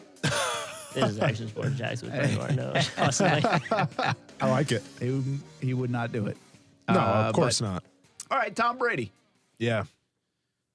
I was surprised, by the way, that they lost that game. Edelman, man. I think Edelman makes that catch to go kick the field goal. I agree. And one other thing. Listen, I think Vrabel, I said at the top of the show or near the top of the show, and I've been saying it really for a while now, I don't think the Titans are that great of a football team. I don't. Mm-hmm. Brent's not buying in yet. I mean, I think they're going to be winning the Super Bowl, hoisting the Lombardi Trophy. Not buying the Titans just yet. Well, it's more of an indictment on the Jags. I don't think they have that much better of a roster than the Jags. Yet they end up 9-7 or 8-8 or whatever. It is an indictment on the Jags. In some, whether that's coaching the players, the toughness of the team, the identity of the team, whatever it is, the Titans figure out a way, whether it's Mike Mularkey or Mike Vrabel, to get more wins than the Jaguars most seasons. Even though in the last few years, I'm not sure they've had a better roster, a more talented roster than the Jaguars. So I give Mike Vrabel a lot of credit. I think he's done a nice job again late in the season, second half. I mean, Tannehill deserves a bunch of credit. A.J. Brown's come on. Their coaching staff, though, deserves credit for whatever changes they made and how they've been able to establish this identity even when they're not like rolling off win after win after win, and they stick to it. They know who they are. Yeah. And we talk about that a lot with the Jags. We spent all year not knowing what they were and who they were. And so you give Tennessee that. I think he did a nice job with the coaching move at the end of the game. Obviously, you watched Belichick a couple months ago do it too with the bleeding of the clock. Yep. What I don't like the narrative of is, like Vrabel one-up the genius or one-up Belichick. Like, what was Belichick supposed to do? Like, if Vrabel knew the rule, which he did, and I think he knew it because he watched tape of Belichick, who had done it. And Belichick, by the way, has been active ever since, even I think when he did it, of saying this shouldn't be allowed. Yeah. You shouldn't be allowed to do this. So, yes, he turned the tables on him, but it's not like Belichick made a decision and Vrabel looked smarter making a different decision. Belichick had no choice. He just had to eat it and watch the clock drain. For sure. And we all know it could have burned him at the end of the day, but hats off to him. It worked. And when it works, you give him credit. But it could have burned him. And I do believe if Edelman catches a football on second down, I think it would have burned him because I think they were going down to kick at least a field goal, at least have an attempt at a field goal. Exactly. Yeah. And listen, to say that, Vrabel outcoached Bill Belichick, that's just the headlines, Brent. That's just to grab the attention of viewers and everything like that. You really don't believe that, right? There's levels to this game, and right now, the Titans, they're playing catch up to the Patriots, and they have a long, long ways to go. Good luck with that. I'll say this, though, and I thought the Patriots were going to win the game. I think a lot of people did. I said that the Titans can run the ball against the Patriots, which they did, but I thought the Patriots did a fantastic job of what does Bill Belichick do so well? He takes away the weapons. Well, A.J. Brown has been the weapon a lot for the Tennessee Titans. Shut him down. Might have had one catch, I think it was, 2 catches. I forgot what his final day was. We didn't do that well. And then Derrick Henry was the call. And I didn't even know A.J. Brown was on the field, to your point. But here's the crazy thing, is the Titans, they run the ball, they do play action. The Patriots absolutely shut down their play action. They couldn't pass the ball. And it was all Derrick Henry. And that was the telling thing to me about the Tennessee Titans and the Patriots matchup. Titans are playing at the road in a hostile environment. The Patriots know what they're going to do. They're going to run the ball, Derrick Henry. They're going to try to run the ball down our throat. And guess what? They did. And you couldn't stop it. That's a testament to what kind of team Tennessee is, Brent. Because the Patriots, from my opinion, are probably the best defensive team this year in the NFL. And they had a good game plan on how to shut the receivers down, how to shut Jonnu Smith down, how to shut the play action down. And all the pieces were in place to shut the run down. But guess what? They could not do it. Yeah, listen, that's where, again, identity comes into play. There's also another headline out there, I think, that I saw, like Patriots defense overrated. Now, listen, I was waving that flag the first 8 games. I thought the Patriots were highly overrated based on who they had beaten and all that. I just did. And I think it was more about their offense. I'm not saying but the Patriots' defense the first 8 games was like this historic thing, and nobody wanted to look at the fact that they had played like the hapless Dolphins at the time. Played the Steelers, Brent. They played the Steelers first game of the season with Big Ben. They had 2 games in the first 8 that you could call good. The Bills? They played the Bills? That's right. The Bills and the Steelers. Okay. But the other 6, they were playing a JV team at the time. Sure. So anyway, but I'm not a big believer. But the narrative that their defense didn't do anything in that game, I think, is wrong too. They held the Titans to 14 points. What do you want them to do? I mean, if Tom Brady signs up for that, any day of the week and twice on Sunday. Yeah. If you say, yeah, we're going to hold you to 14 points, I'll take care of the rest. Yeah, Tom, can you get us 21, please? So yeah, no problem. As great as Derrick Henry was, we'll talk about him in a bit, as great as he was, he still had 14 points. Yeah. Tannehill was awful. I mean, he didn't do anything in that game. So anyway, this is more about Brady. Whatever. That does not surprise me they lost. I thought they'd win, but it doesn't surprise me they lost. Patriots are an average team pretty much. I think this started to happen even in 17 when the Jags played them. I still believe on that field that day, the Jags were a better team. And when they beat them here the next year in 18, their roster was a better roster than the Jaguars. Were they better at the quarterback position? No. Were they better in the coaching sidelines? Probably not. But they were a better roster than the Patriots, I thought, on both occasions. One they won and they walloped them here in the regular season. And the other one, obviously, we know what happened in the fourth quarter. They couldn't close the deal. Or if you want to say Miles Jack wasn't down, whatever one you want to say. But I just feel like we've seen this coming. Even last year, I've told you before, my thought on the Patriots is they breathed like a sigh of relief. I'm like, gosh, did we just win? They almost had this like little kid laugh to them. Like, did we really just win the Super Bowl? Like with this team, like the way we are, we're getting old. We're really not as talented as we've been over the years. And look what we did. Well, that shows you their greatness. It's not a knock against them. It shows you their greatness. There's a brilliance about them that should not be overlooked, and it's a tip of the cap, no doubt. And I am not a Brady hater. I've enjoyed it's like I watch Tiger Woods. It's like I watch LeBron James. We are living in a world where we get to see some of the greats play, and I put Tom Brady on that list without question. I think he still has some good football left in him, too. I think he does, too. It's a matter of where. And without question, people think he's not retiring. The big thought on that is because he lost and he had a pick six. I don't think those two things factor into this at all. Do you? No, not at all. And first of all, let me start off by saying thank you for not saying that Tom Brady should think about retiring, right? Because if you turn on, news stations and are like the talking heads, it's like some people questioning, oh, he's got to retire. Did you watch that game? He looked horrible. He doesn't have what he used to have. This isn't fighting, okay? Like, I've always come from the philosophy where if you watch a fighter go in a ring or in a cage, he gets knocked out, he looks bad, you know what? Maybe it's time for him to retire. I think you have a right to say that because you're worried about his well-being. Football, yes, it is a violent, physical type of game, but it's Tom Brady. And how many times have we seen Tom Brady, get dragged off the field in a cart? How many times have we seen Tom Brady get helped off the field by his teammates where he's hobbling off? Not too many times. So for me to say, I think Tom Brady should retire, for you to say it, for anybody, Dan Orlovsky, Tim Hasselbeck, any quarterback that used to play in the game to say it's time for Tom Brady to retire, no. You have no right to say that because you know why? You didn't win. I mean, you might have won a Super Bowl, but you're not Tom Brady, okay? No one, maybe if Joe Montana, maybe if Steve Young came out and said, man, maybe Tom Brady should hang it up a little bit. I respect that. But it's just like the Tiger Woods scenario where people said Tiger Woods should retire from golf. He's washed up. It's over. Well, no, he didn't retire. He didn't listen to you. And look how good Tiger Woods is doing now. There's some things where we can analyze. There's some things where we can give our opinions to. But there's some things where people got to stay in their lane. So I'm never going to say Tom Brady's got to retire. He can play as long as he wants because I'm in no position to say anything. I don't think anybody is. So I think if he should retire, though, Austin, it's not about his failing skill set because, in my opinion, he's still got a fastball. Yeah. And if a quarterback still has a fastball and he can still zip it in there now, then I think he's good. And he's so savvy and smart that he can work the other stuff and he can avoid hits and all that stuff. Yeah. But I just think if he wants to retire, if he does retire, I wouldn't be stunned because he wants to go out feeling good about himself. No. Because it is going to erode more. That's fact. It's not like Tiger could come back in his sport. Yeah. Well, that's not happening for Brady. He's not coming back. Michael Jordan couldn't do it either. No, he's not going to be like all of a sudden now like Patrick Mahomes' skill set. That ain't happening.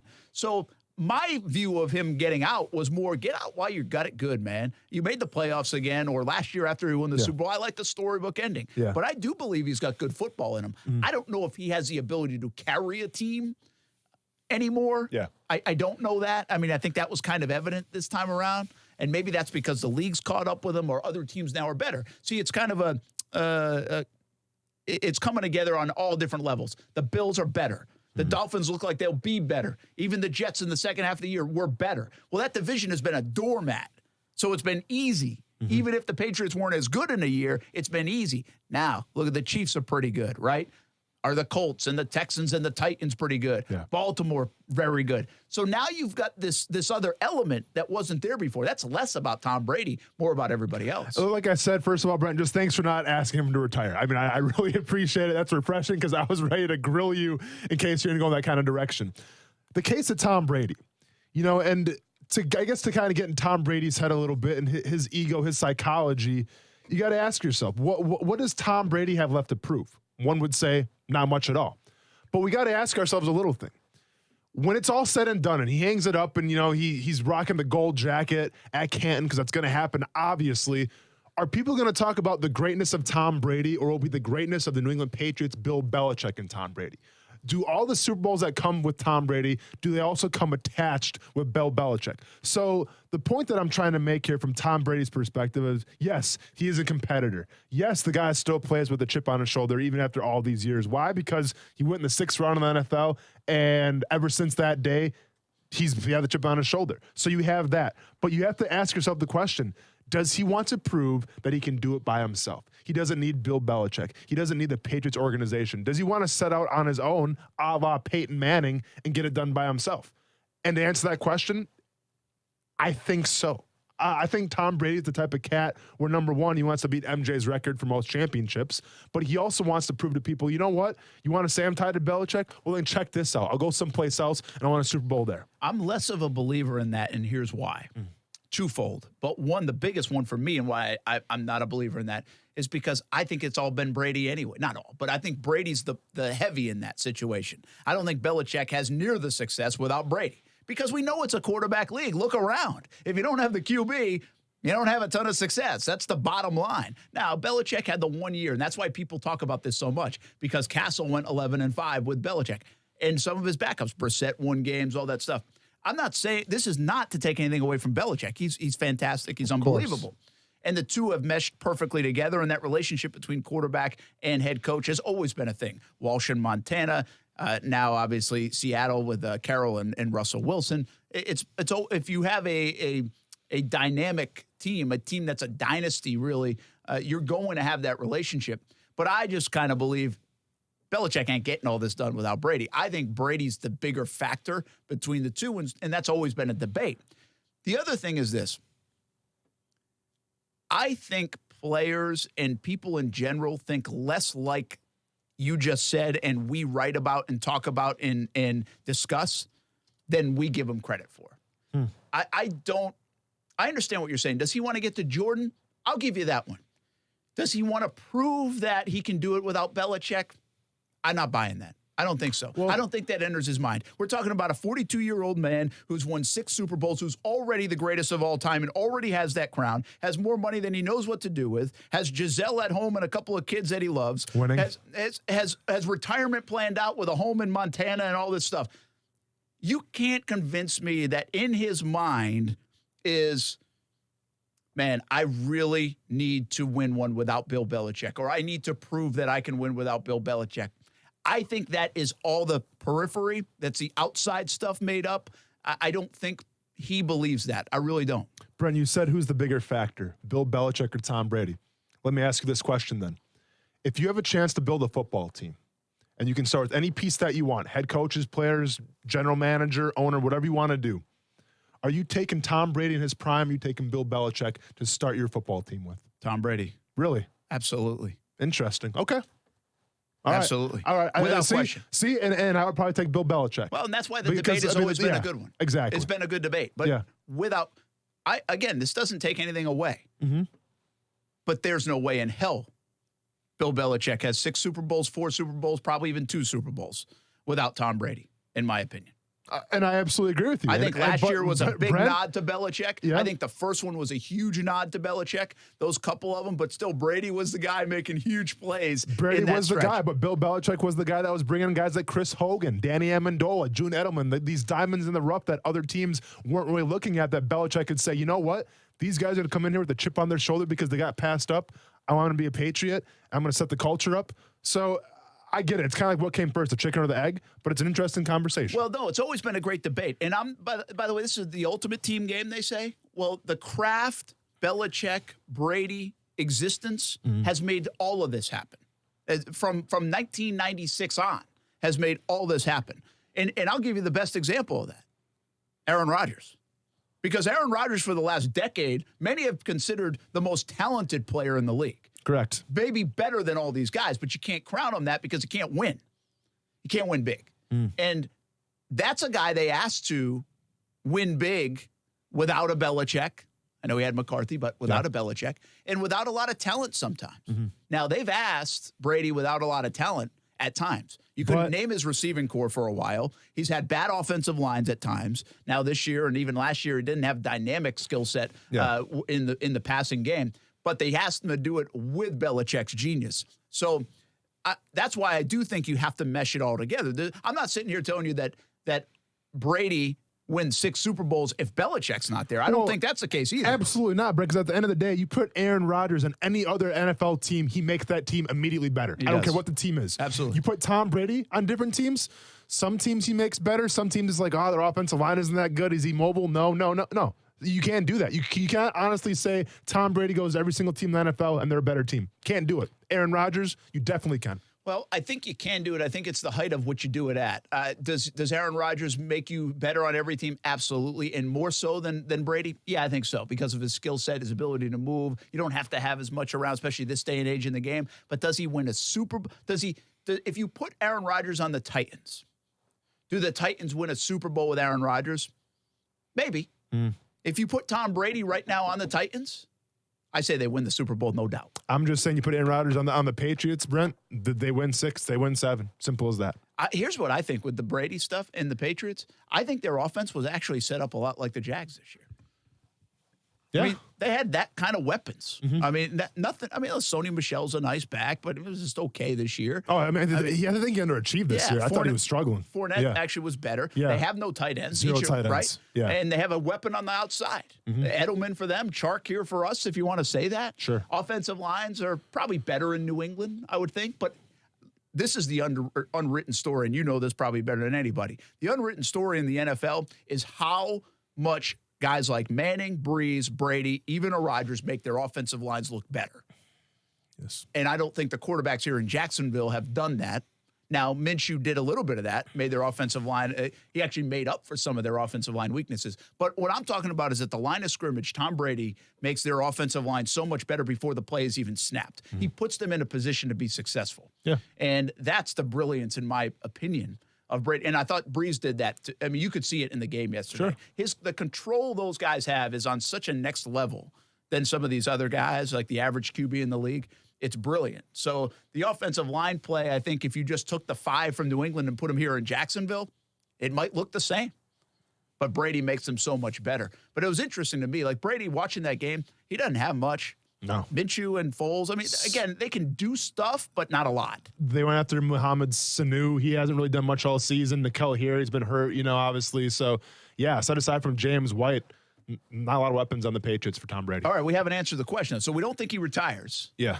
Do you think he stays with the Patriots? Let's welcome John Bachman in, because if Purple Tie Man with the Vikings fandom didn't have Cousins win the game, he'd be vouching for Brady to go to Minnesota next year. Haven't seen John Bachman in about 4 weeks time now. All of a sudden the Vikings win, and look what the cat dragged in. John Bachman's back into the sea, baby. It is good to be back. Good to boys. see you, man. Good Yes, to see you. That's not the only reason, but surely we'll take it as one for sure. For sure. Absolutely. Listen, yesterday my kids were giving me all kinds of grief because I kept saying we're going to lose. We're going to lose. We're going to find a way to lose. The Vikes always find a way to lose. As you should. As a good Vikings fan does, because we've seen it, done it. It's like that, what is it, the State Farm commercial? Not State Farm. It's been there, done that. We whatever. What insurance company that's? Allstate? Allstate, maybe. I think it's it's Allstate. Whatever. Yeah. Anyway, you know what I'm saying. Where they've been there, done that. Yeah. Anywho. And my kids kept saying, Dad, be positive, be positive. I said, okay, kids, I'm positive we're going to lose this game. I don't know exactly how, but we're going to lose this game. Here comes the heartbreak. Yep. Oh, and then they fumble, and then the fumble that wasn't the fumble. Oh, man. And don't get me started on the offensive pass interference call, whatever, non-call, whatever. Yeah. We won. Yep. That's all I got. And That's all Drew that matters. Brees, by the way, yes, he is in control, but I'll tell you, here's the thing. Cousins should and does get deserved respect now for winning a big game because voila, he did. But that defensive line of the Vikings had every bit as, if not bigger role. I mean, obviously they didn't make that pass to win the game, but they turned it over at the key points in that game. They won that game. They were the MVP. At least as much as Kirk Cousins did. As much. The storyline of Cousins was 2 throws. Yeah. The 2 throws to Thielen. One was a 3rd and 9 where he got crushed. Yes. Remember that play? Yep. And the corner got lost. I think it was Lattimore maybe that got lost on the. He couldn't find the ball. It was like he got lost on the Thielen leg. just kind of looked over. Oh, it was amazing. And then the 50-yarder in overtime was a gorgeous throw. Yes. I mean, that Fantastic. was just a fantastic throw. Yeah. But I mean, the first thing that I brought up about that game was their defensive line. Yeah. You know, and to me, being a defensive guy like I am, it was refreshing to see that defense finally play well. And I don't mean really the secondary, because the secondary kind of had some leakage, but the defensive As they line have had all season. By the way, they're not very strong. In the but back. you know what? Their defensive line made up for it, because anytime you have 2 seconds to pass the ball, not a lot's going to happen. And I thought Mike Zimmer executed that game plan beautifully. And it's refreshing because Mike Zimmer, like I was telling Brent, he probably had a heart attack a couple times this year of how bad that defense was playing, right? Because the guy lives and breathes defense, and they were not reciprocating that. Yeah. But you saw it against New Orleans when it really mattered in the playoffs. So props to him. Now the question will be, can they do it 2 games in a row? That's because they have to play that well or better to have a chance next week. Yeah, I think it's going to be really hard. I saw Rudolph say last time they won that big game against New Orleans, then they laid an egg the next week. Yeah. It's really hard not to. Yeah. You know, I mean, and by the way, when you win a game against these top 4 teams in the NFC East, and I would put Baltimore and probably Kansas City in that, but if you beat them, you feel like you just won the Super Bowl. Sure. Those 6 teams playing are like legit. Yes. Like really good. Yes. And that's why I was surprised the Saints lost. I mean, I think the Saints on paper 9 out of 10 times are going to beat the Vikings. Yeah. I mean, maybe not that many. Maybe it's 8-7. But I mean, I really do think they're that much better, well-rounded team. I would only say that with Dalvin Cook, like, you know, the Vikes looked not very good against the Packers, and of course they didn't care against the Bears. Yeah. But without Dalvin Cook, again, to give props across the game there, he's the difference maker for the offense, hands down, because Kirk Cousins looks ordinary or worse without Dalvin Cook. With Dalvin Cook, Kirk Cousins looks better than good. Yeah, he doesn't. My point is on paper, but then I got Kamara and Murray running for New Orleans, you know, and I got Michael Thomas, and you've got Thielen, and I've got Jared Vikings Cook, and D you've got was Rudolph, better than both those guys and Breeze though yesterday. It just they held those. Kamara didn't have a chance. Yeah, well, that's I guess my point is that Dalvin Cook made the difference versus those 2 guys. And I'm going to say this, the only nitpicking thing that I got from the Vikings, which I thought could have been handled a little better, was Stephon Diggs complaining. But you know what? One could say it worked out for him because then he ended up getting the ball a couple times after that. Yes. But at the same time, dude. You're putting pressure on your quarterback right there. You're winning in New Orleans against a very good team. And you're whining. You're winning and you're throwing a tantrum. I know. Don't get me started. Don't get me started. I love Stephon Diggs, but that was... And I always take the player's side, but there... I almost tweeted this out, but I didn't want it to come off the wrong way. But the bottom line is this. The bottom line is this, man. I would have retweeted it with a little emoji. Ooh. But you know the game. That doesn't surprise me at all. You know, I think Lattimore and somebody had it out on the Glenn maybe on the sideline. And I think Xavier Rhodes earlier in the game. It's a selfish game. It's a selfish game, and especially on the receiving side. When you're not getting the football, I don't care if we're winning or losing. Give me the damn ball. You know, part of that's a competitive nature, and you can put up with some of that. And I think at the end of the day, he was probably fine. You want to win. I think that's true. But you also, those receivers especially, they want to be stars in the win. No, they want their Brent, coming out party on that big stage. At the same time, I didn't see DeAndre Hopkins the first half throwing hissy fits. Yes. No. Look, I am all for the receivers and the star receivers wanting that ball. Give me the darn ball, et cetera, et cetera. That's what you want. But don't go throw your helmet and throw a fit and embarrass people on your sidelines. That's just, I mean, come on. That doesn't help anybody. And then by doing that, you're adding... It's one thing to want the ball, but then to start throwing extra pressure on a quarterback who's already got the weight of the entire world. The guy's 0 for 9 on Monday Night Football, 0 for 2 just or whatever. Waiting for him to mess up, man. Everybody's just waiting for him to say, it's big game Cousins again. I had my tweets ready and everything. Right, Wow. and it's and so you're adding pressure onto a guy who doesn't need it. And in the end, it didn't matter, which was great. But come on. Bottom line is, like I said, it's such a selfish game that he doesn't care about 3 of the 4 things you just said. He cares about the first thing you said is give me the damn ball. Absolutely. That's the way it is. That's probably true. It's the way the NFL, especially Yeah. I think at the running back and the wide receiver position, it is definitely like that. I think it 9 out of 10 times. Okay, we didn't answer the question. Yeah. though. Yeah. Brady, in New England, somewhere else. A lot of people believe we did like a poll question. A lot of people think he's going back to New England. Yeah, I saw that 50%, I think, was it? And I believe that Robert Kraft and Bill Belichick might not like this because they like to move ahead and say, hey, we don't really listen, he's still got some football, but we maybe should start planning ahead. Well, they and tried to don't do that really a have couple a years ago guy. with Garoppolo. Yeah, they don't really have a guy that they can plan ahead with Exactly. right now. So Yeah. it makes sense. I just believe Brady, even if you don't believe in him in New England as being the guy going forward, he's got the Bobby Bowden treatment. You tell me when you're done. Here's the check. Tell me how much you want. You've done so much for this franchise, this area, this everything else for us. If you want one more year in New England, name your price, Tom. We'll put the check on it. And we'll try to get everybody you want in here around us. Well, and it's like John said, it's one thing where if they had the backup piece in place, they don't have that right now. When they drafted Garoppolo, it was like, all right, I can see what's happening here. Maybe Brady's got 2 or 3 more years left, going to hand the reins off to Garoppolo, and then it is what it is. Brady rides off into the sunset. Well, he plays longer than maybe the Patriots expected. Garoppolo goes to San Francisco. It is what it is. But right now, if you look at their depth chart, if you look at the quarterback position, who's taking his spot? Yeah. Nobody. So I think Brady's for sure coming back to the Patriots until they have a plan in place to maybe either kind of move him out the door, casually move him out the door, or just kind of say, you know what, we got somebody else now. You got to go someplace else. The one caveat here now is you just spoke like the New England Patriots might think, and so did I. Yeah, this is not up to the New England I was going to Patriots. bring that up. This is Tom up to Tom Brady. has all the power in all of He this. can't even be franchised, none of that kind of stuff. If he wants to go, he is gone. The question is, does he want to go or I'm not? not 100% that he's going. And again, I don't know what it means to him to play in one uniform the whole time. It felt like it meant something to a guy like Derek Jeter to play in one uniform the whole time. Sure. Does it to Tom? I don't know. Does it mean something to get away from Belichick and prove that you can win? I don't believe it does as much as other people think it might. I do think there are 3 potential landing spots for him. One, the Chargers, who are a talented team, and it goes out to California. Rivers, if he's not a part of that, they replace him with Brady, and they have a lot of talent. And then I think the other 2 landing spots are in the AFC South. I honestly do. Like, obviously, the Colts make a lot of sense. I almost think he wouldn't want to go to the Colts because of Peyton.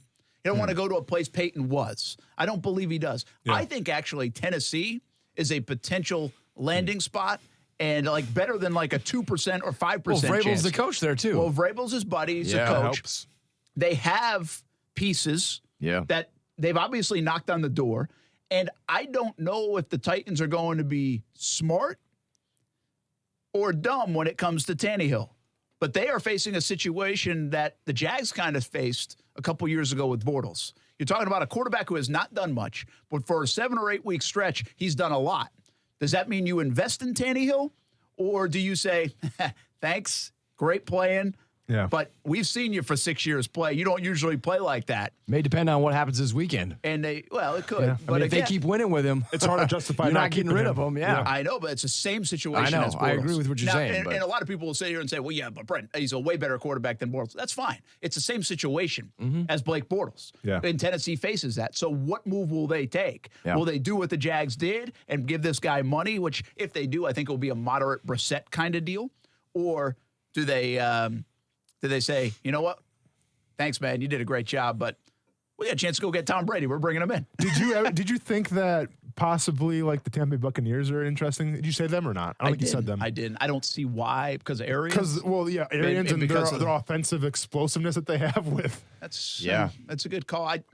I just don't see it, but yeah. I mean, I guess, listen, you can throw some teams out there. Sure. Here's what I'll say. Yeah. Brady's proven that he has a chip on his shoulder, and he's willing to do a lot to prove his value, right? Nobody early on, especially nobody worked harder than him, and nobody's stayed healthy and fit to be able to play till he's 42, healthfully, and work out so that anyway. So he has proven that chip still very powerful motivator for him. Absolutely. Which would lead me to believe that while it does make too much sense for him to stay in New England, that is going to be a powerful motivator to leave. On the flip side, when he wakes up in the morning after that passionate Chip speech to himself, and the next morning wakes up with the sobering fact of, oh man, do I really want to go and learn a new system, rebuild, whatever, teach my, that's my why ways Tennessee to makes the more next guy. sense though, because it's a little bit less, but it's still not like going into a known entity that you have helped build and maybe get, they were 12, what were they, 13-3 this year, 12-4. What was their final record? 12-4. So, I mean, it's not like they had a bad season. You could argue that he could go in there and make one final push, say, hey, I'm going to, like you said, I'm going to sign for whatever it is number I want. But not only that, more importantly than that, get me some help because I'm tired of throwing guys.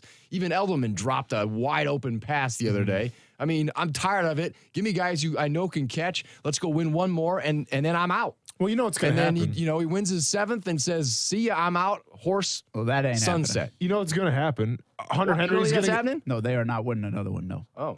Hunter Henry's going to go there. Austin Hooper's going to go there. They're going to have two of the best tight end tandems in the NFL, and then Brady's probably going to win another one. There you go. Well, I don't know why you say they're not winning another one, just hands down like that. Brent called this after the Super Bowl, said they're not winning another one. And I'm sticking to it. I mean, I would say so. One for one. If Brady leaves, Brent's then yes. Tom Brady to retire. You're hoping he does. You just don't want to say it. I told him he should have at the end of the last year, but I think he probably should have too. But that's meanwhile, we thought you retired, John. You were gone, but welcome back to the news tonight. Well, 5 o'clock on CBS 47 and Fox 30. I'm not going to win this argument, but for the record, I've been up here more than once, and y'all haven't been in here. So, find that hard to believe. Oh, do you now? I know you're right. Do you now? We go back and check the tape. Paying Kuz off. I see you, John. Paying Kuz off. Thank you, Kuz. What we got tonight? We've got a big development in this story. You remember the Atlantic Coast high school teacher who was killed? Big development today. They made an arrest in somebody driving her car. Now, they have not charged this person with anything in connection to her murder at this point in time, but that person is in jail and there's a whole bunch of other evidence that we've uncovered that was in this car. So there's a big development. Let's just leave it at that. And we've got all that coming for you on Action News Jax at 5 on CBS 47, Fox 30. But big development. We'll see. We'll see how long it takes till they can put all the pieces together on that puzzle. But right now they've got someone in jail for driving her car shortly after her murder. Another sad story over the weekend. Former Lee High School football player. That's a different story. story. Well, I know that's a different story. Exactly. Malik Brown. And there's still some more developments on that as well. We're still hearing some things on that. Stay tuned to that story too. We've got more on that coming up tonight at 5 as well. I'm not sure how far down the confirmation road we've gone on some of those things, but there are new developments slowly trickling on that one as well. Okay. All right. Good stuff tonight. Yeah. Well, that's not good stuff. Not good stuff, but you'll have some of the good stuff that also exists within a couple of hours of news on. We do. I get it. We can talk about that sometime when you have more time because we do get accused of that a lot. I know. And rightfully so on some. We're even like country music songs now, like the evening news. Well, there is some of that. Yeah. But sometimes it's our job to cover some things and expose I'm sticking some up things. for you here. Yeah, I appreciate that. I'm just happy to see you again, man. It's been too long, John. Thanks. I appreciate it, Boys are Austin. back in town, dude. The boys are back in town. Yeah, very good. Happy New Year. Thank you. Happy New Year to you guys. When we come back, go Vikes. What about Derrick Henry? He's a free agent and maybe a more notable one than Tom Brady. I mean, not by name, but a more impactful one potentially for either Tennessee or another football team. And could we see a big year number 4 out of Leonard Fournette? We just saw it out of Derrick Henry. Keep in mind, Derrick Henry was maybe on his way out of Nashville 18 months ago. Not even. First half of last year. They were like done with him. All of a sudden, he played the Jags on a Thursday night. I said, rest is history. Oh, we might want to keep this guy. Really, the amazing career it's turning into for Derrick Henry. More on that coming up next on ESPN 690. Action Sports Jax with Brent Martineau on ESPN 690 is brought to you by Best Bet Jacksonville and Orange Park. Now, the First Alert forecast on ESPN 690. Sunny and cool on this Monday with afternoon highs in the low to middle 60s. So make sure you keep that jacket or sweater close by all day today. From the Action News Jax First Alert Weather Center, I'm meteorologist Corey Sima. The Weather Center is brought to you by Beards Diamonds, your local diamond store for 39 years in the St. John's Town Center or at beardsdiamonds.com. Peace of mind. It's one of the most important things we can have, and sometimes the most elusive. I'm Mark Anajar from the Law Office of Anajar and Levine. Falls can be embarrassing. Your first reaction might be to get up, but always make sure to check yourself for any injuries. Examine your surroundings to see what caused you to fall. Take pictures if possible, and call the manager to make a formal report. If you've been injured in a slip and fall accident, call the law offices of Anajar and Levine at 904-600-4000. That's 904-600-4000. Office in Jacksonville. Trust, tradition, and quality. A winning combination to feel good about your home. Sometimes it's just that time to replace your roof. Or maybe you need to fix your roof after a recent storm. Hey, everybody, it's Brent Martin of Action Sports Jax. And there are so many roofing companies in the area. But which one can you trust? Let me tell you about my friends at Jack C. Wilson Roofing Company. Trust a family-owned business with owners that grew up right here in Jacksonville. Talk to the owners directly. Get free estimates. And you can trust Jack C. Wilson Roofing to walk you through each step of the process. Tradition? Jack C. Wilson is a name you know. The longest-standing roofing company in Northeast Florida. They have been repairing and replacing asphalt shingle roofs since 1946. How about quality? A roof you will tell your neighbors about. Quality from start to finish, shingle by shingle. You can request a free estimate at jackcwilsonroofing.com. It's the first name in Jacksonville roofing. And make sure you let them know Brent Martineau sent you. In general, I'm a win-win guy. When I have to spend hours searching for the right part, it's lose-lose. It's time lost for me and lost time for my crew. That's why I order from Grainger. With product experts that have the answers to my toughest questions, an easy-to-use website to help me find the right product quickly, I can rely on Grainger to make getting supplies for my business as simple and seamless as possible. When it comes to getting things done, it's a win-win when Grainger's got your back. Call clickgrainger.com or stop by to see for yourself. Grainger, for the ones who get it done.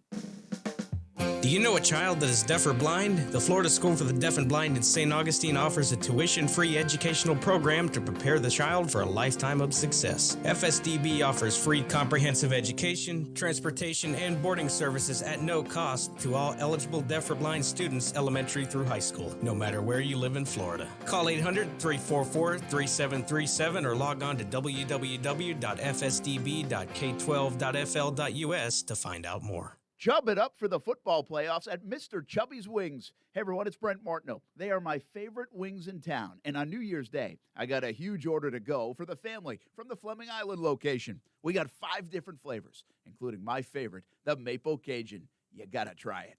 Drink specials, a full menu, and wings. Plus, lots of TVs for the playoffs or maybe even the upcoming McGregor fight. Chub it up at Mr. Chubby's Wings, 2 locations, the West Side and Fleming Island. First Coast No More Homeless Pets Veterinary Hospital provides premium veterinary care for less. 7 days a week, a full range of services with compassionate care. Pet owners shouldn't have to choose between paying bills or a healthy pet. Call 425-0005, 425-0005, or fcnmhp.org.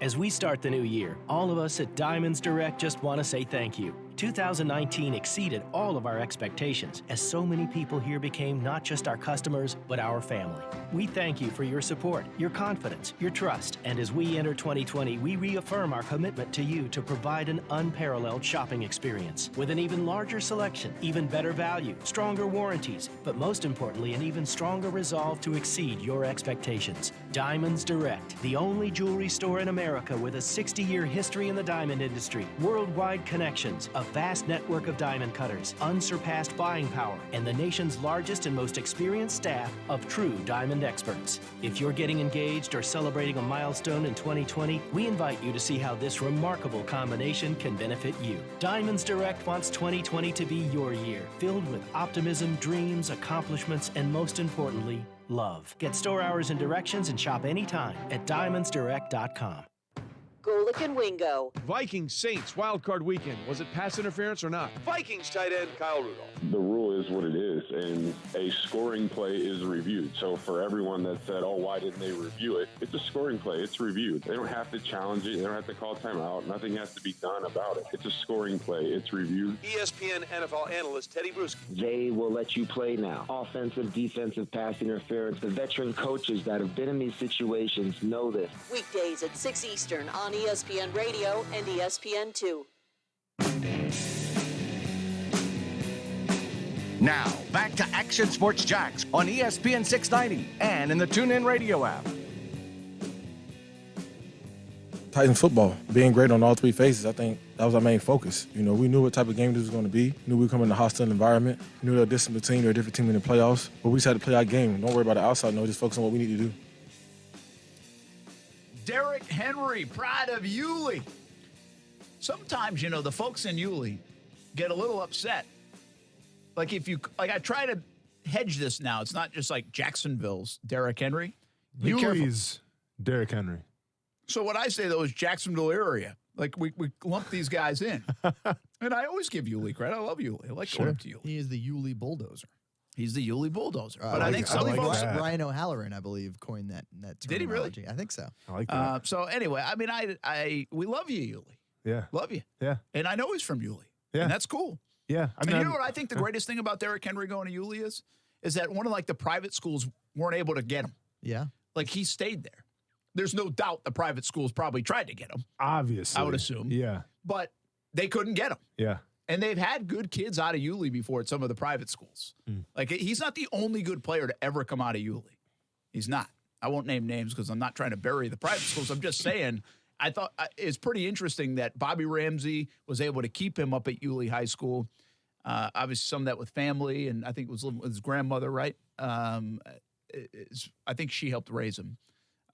It's the story. I should know that better because we did it. It's funny you mentioned Bobby Ramsey because his stats from his senior year, the full season's worth, were going viral. Yeah.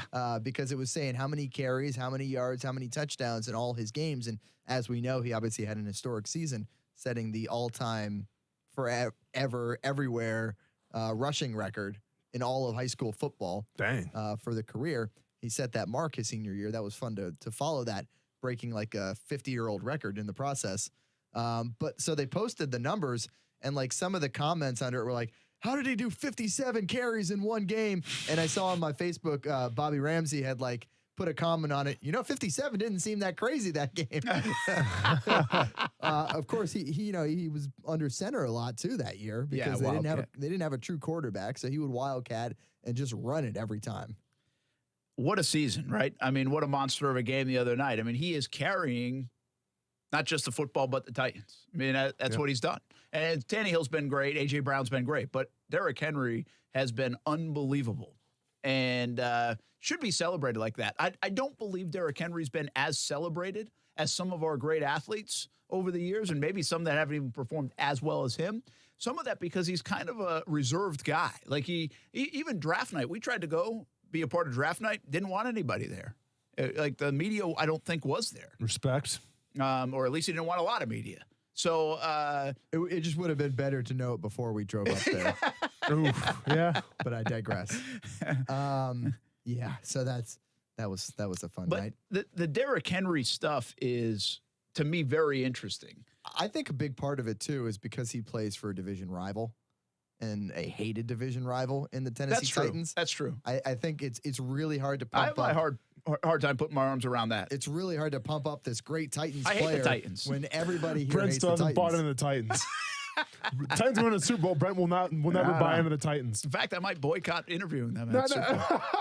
Be honest. Are we using a little emotion here, Brent, or is this logic? Though, be honest. It's a little emotion, I guess that's okay. I'm stuck in the ground, and that's okay. It's all right. I'm just getting to the problem here, the root of the problem. Yeah, I guess a lot of emotion involved. Sure. Is Pantheon the right word? Where is he in the Pantheon in Jacksonville sports? Nice SAT word. I like it. Yeah, thank you. But that's why I failed. You have to go back to Derrick Henry when we did meet him, like in 9th grade, and I've covered him since 9th grade.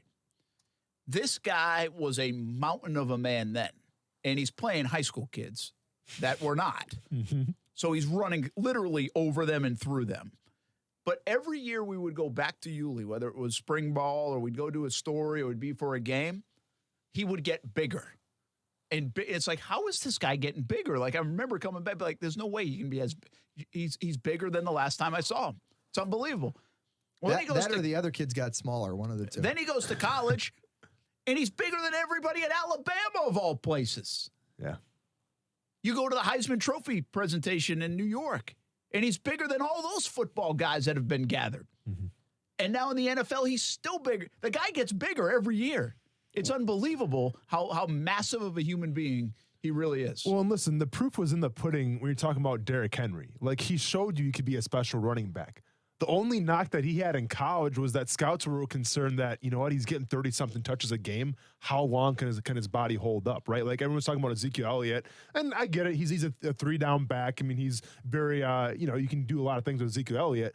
Derrick Henry, more of just that running kind of back. Can't really get him involved in the pass game too much. And like I said, averaging 30-something carries a game, how long can his body hold up? And that was the only risk, really, I think, of him coming out of college. Now, keep in mind, coming out of high school, some people thought he was too big to be a running back. They thought he should be a linebacker instead. A lot of and people he's proven thought that. a lot of people wrong Oh, yeah. in that regard only. He did that when he won the Heisman. He did it when he had the success at Alabama. What's interesting to me is you do have this thought with Henry. It's like, okay, how long can he last? Well, so I looked it up yesterday before our show, our Chase for the Championship show. We were talking a lot about him. And go back to high school, and Bobby Ramsey did run him a lot. He had like 1,300 calories, 1,300 carries in high school. A lot more calories than that. Yeah, a lot more. 1,300 carries. But again, you got to remember, it's not like he was getting hit hard on every play. He was running people over. But still, yeah. I get it. Yeah. 5'1" Johnny Smith trying to tackle Derrick Henry. Those are the hard hits he's taken. Yeah. You know how I say like LeBron James is like Teen Wolf sometimes? Sure. Yeah. I mean, like Derrick Henry's like Teen Wolf on a football field. Absolutely. Sometimes at Yulee High School. And Air Bud combined. Yeah. He ran for over 12,000 yards. He averaged like 8.5 yards a carry, and he scored 150 touchdowns. It was unbelievable. It's a national rushing record. Still one of the coolest shows we ever did is when he broke that record.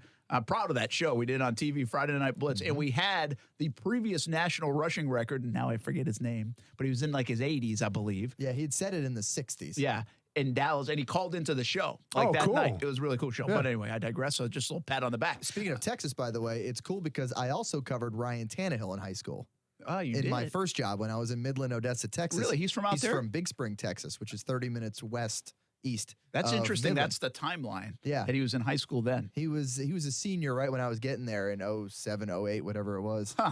How about that? I covered him and Derrick Henry, and then they both go in and have this game. How about that? So anyway, so I did the numbers. You talk about 30 carries a game. You got to keep in mind, he only had like 35 carries, I think it was, for Alabama his freshman year. So he really had 2 years of a lot of work, and that third year was a lot more work. And then the NFL, I think he's up to like 500 carries in his 4-year career. Much of it in the last year and a half. Did not have a ton of carries the first 2.5 seasons. It's the last year and a half. I don't have the numbers in front of me right now, but I counted them up. It's 2,202 carries that he's had in his career, high school, college, and NFL.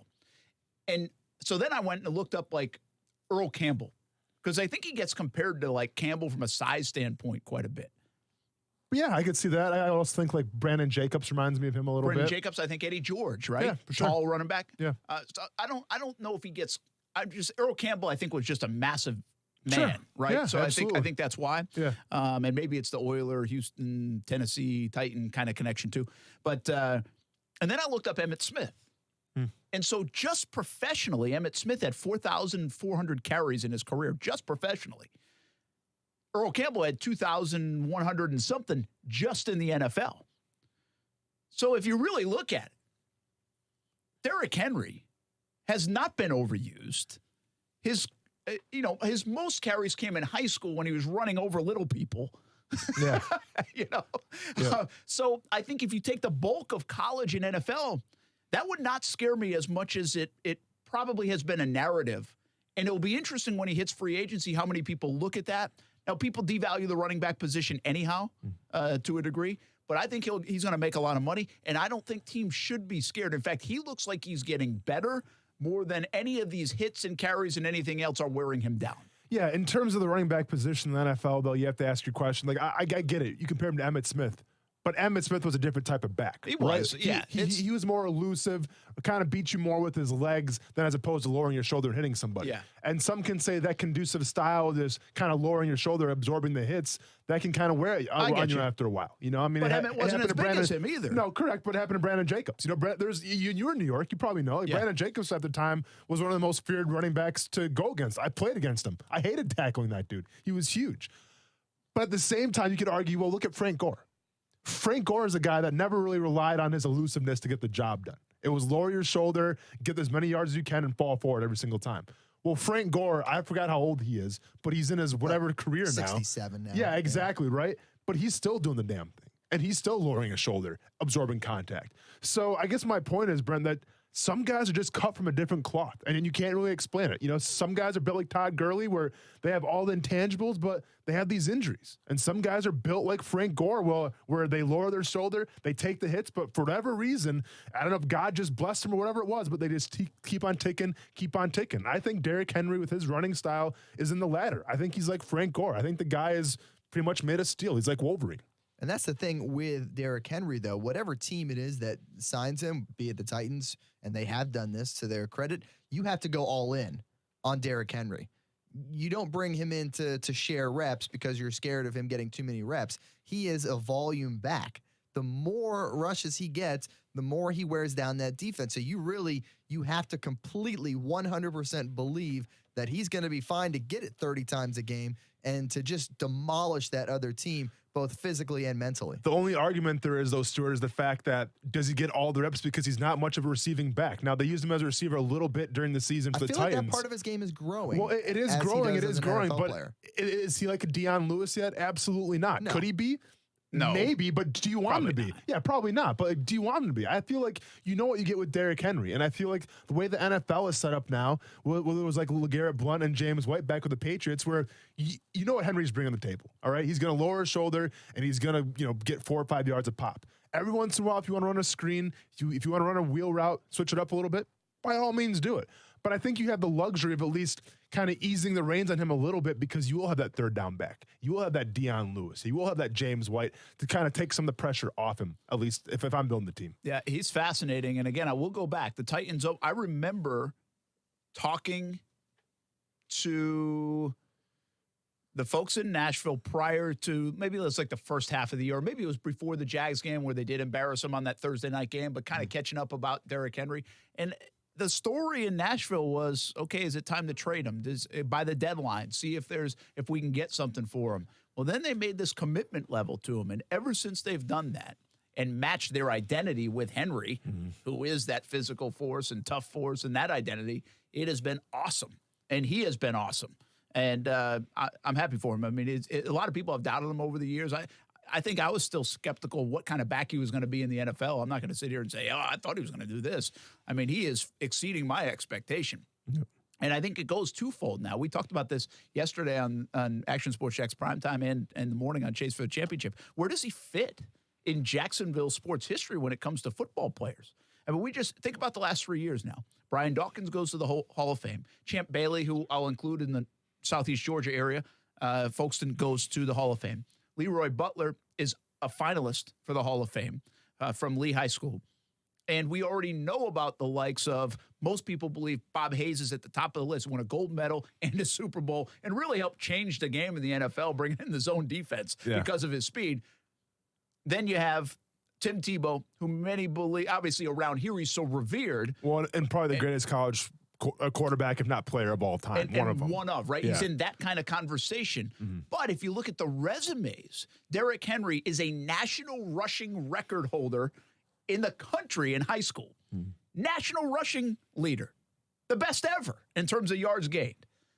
He has a national championship like Tebow, has a Heisman Trophy like Tebow, and now the NFL career is already better than Tim Tebow's and projecting to be a really good one. Can he match and get a Super Bowl at some point? And would that put him in a conversation with a guy like Bob Hayes and surpass Tebow? Now, listen, you're never going to surpass Tebow's legend. He's iconic all over the world in many respects. But from an on-the-field, that's something not many people can even register right now. Is Derrick Henry better on field, high school, college, NFL than Tim Tebow? I think that answer's starting to shape up as maybe so. Well, in the NFL, it's so telling, too, because it's a pass-first league now, right? Like, you don't see these running backs getting 30 carries a game. Well, Derrick Henry can be that guy, and it's definitely a rare outlying kind of stat in terms of the NFL these days. It was wild, the stat that the 4 top passing teams missed the playoffs, 4 top rushing teams made the playoffs this year. Yeah, I brought that up First earlier. time Isn't since that the wild? merger. By Yeah, the way, that I don't was know if we ever bizarre. welcomed Stuart Weber into the show. Oh, but what's here up, he Stuart? is. Good to see you, man. Hey, what's up? All right, so I flipped the Derrick Henry conversation into a Leonard Fournette one. We played 3 questions yesterday. I'm bringing TV right into radio. I like here it, today, yeah. okay? But we played 3 questions. So I got 3 questions for you. One has to do with the quarterback spot. One has to do with paying a guy who wears number 91. And another one has to do with giving an extension to Leonard Fournette. That's coming up next on ESPN 690.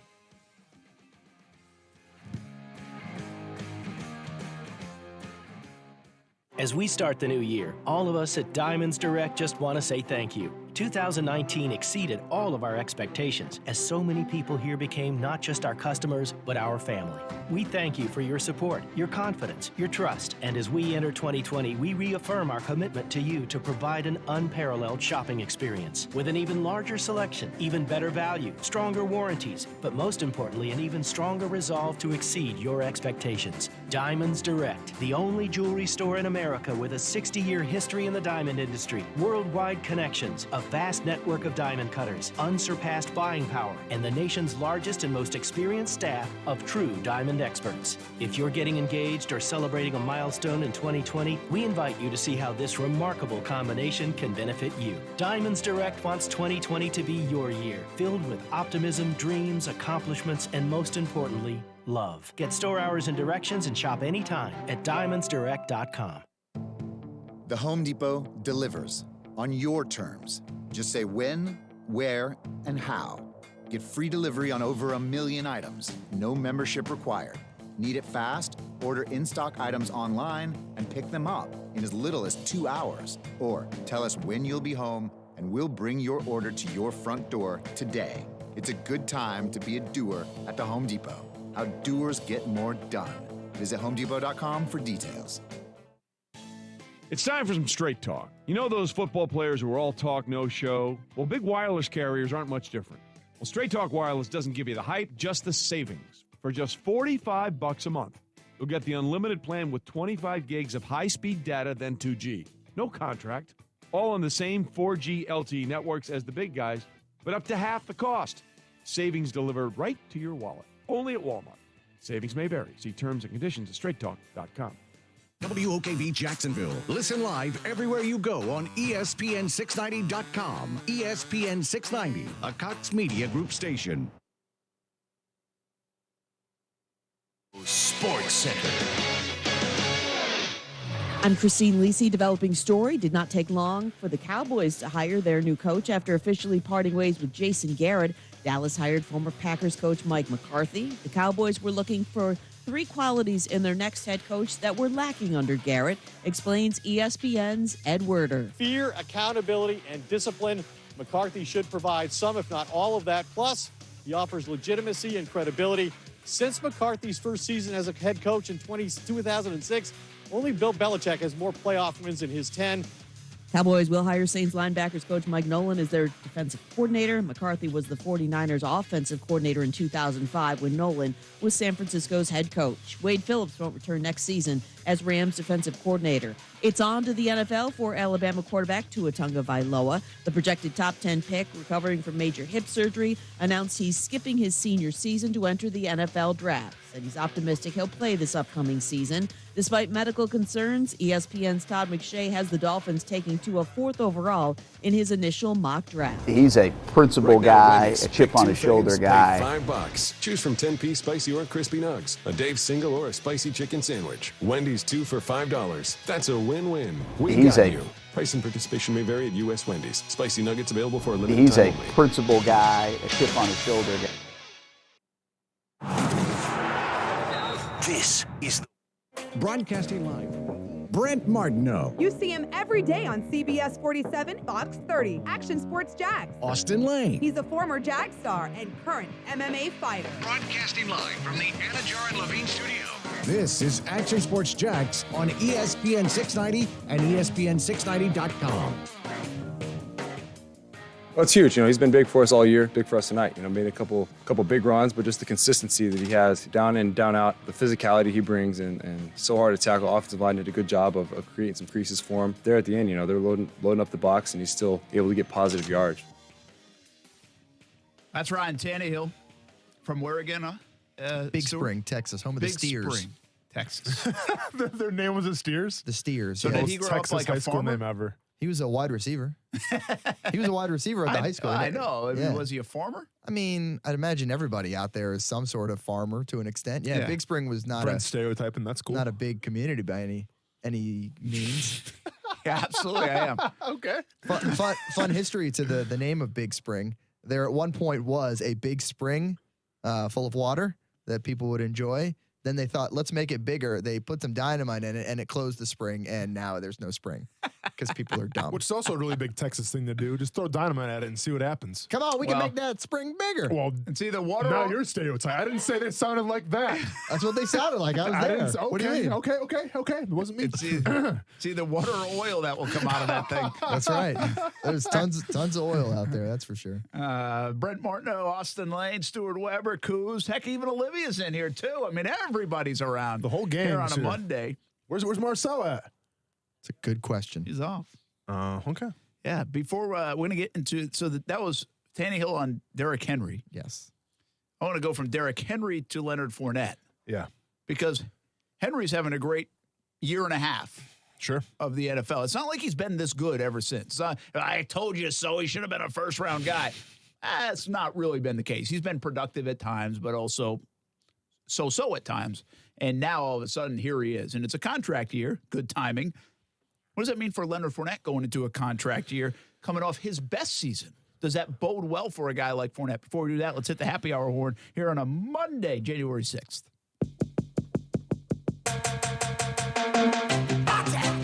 Can't make nobody come between us. Can't make nobody come between us. Oh, cherry baby. Let's declare this party now begin. See the beautiful ladies marching in. There's enough for everyone to win. We're gonna make this party the best thing happening. This is my favorite place. Nothing will replace, no. Anything goes. Gangsters rolling, half-face smiling. Heads up, think of the rhythm while you're drinking. Anything goes. Hey. Grab a drink, get a shot, tip your star tenders, maybe pair Vita De Louis with a nice little glass of Coca-Cola, not Pepsi. And you know why. I know where you're coming from. And you know why. By the way, you could have maybe a little bit of all that at our ESPN 690 one-year anniversary show. Sign up, ESPN690.com. Go there and win a ticket to our live show, studio audience. Have some giveaways, some food, some drink, have some fun. It's coming up in just a couple weeks, less than 2 weeks now. Friday, January 17th from 2:30 until 6. We'll do the show in the Performance Studio.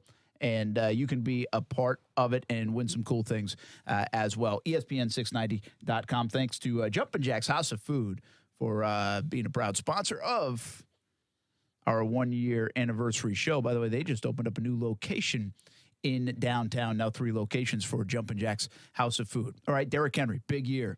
Leonard Fournette, coming off a really nice year. Sure. I mean, I don't know if you would classify it as big, record-setting, receptions, yards from scrimmage. I mean, he's up there in the annals with some of the greats in Jags history, whether it's Maurice Jones-Drew, Fred Taylor. I think even some of his records tie Jimmy Smith because of the receiving angle.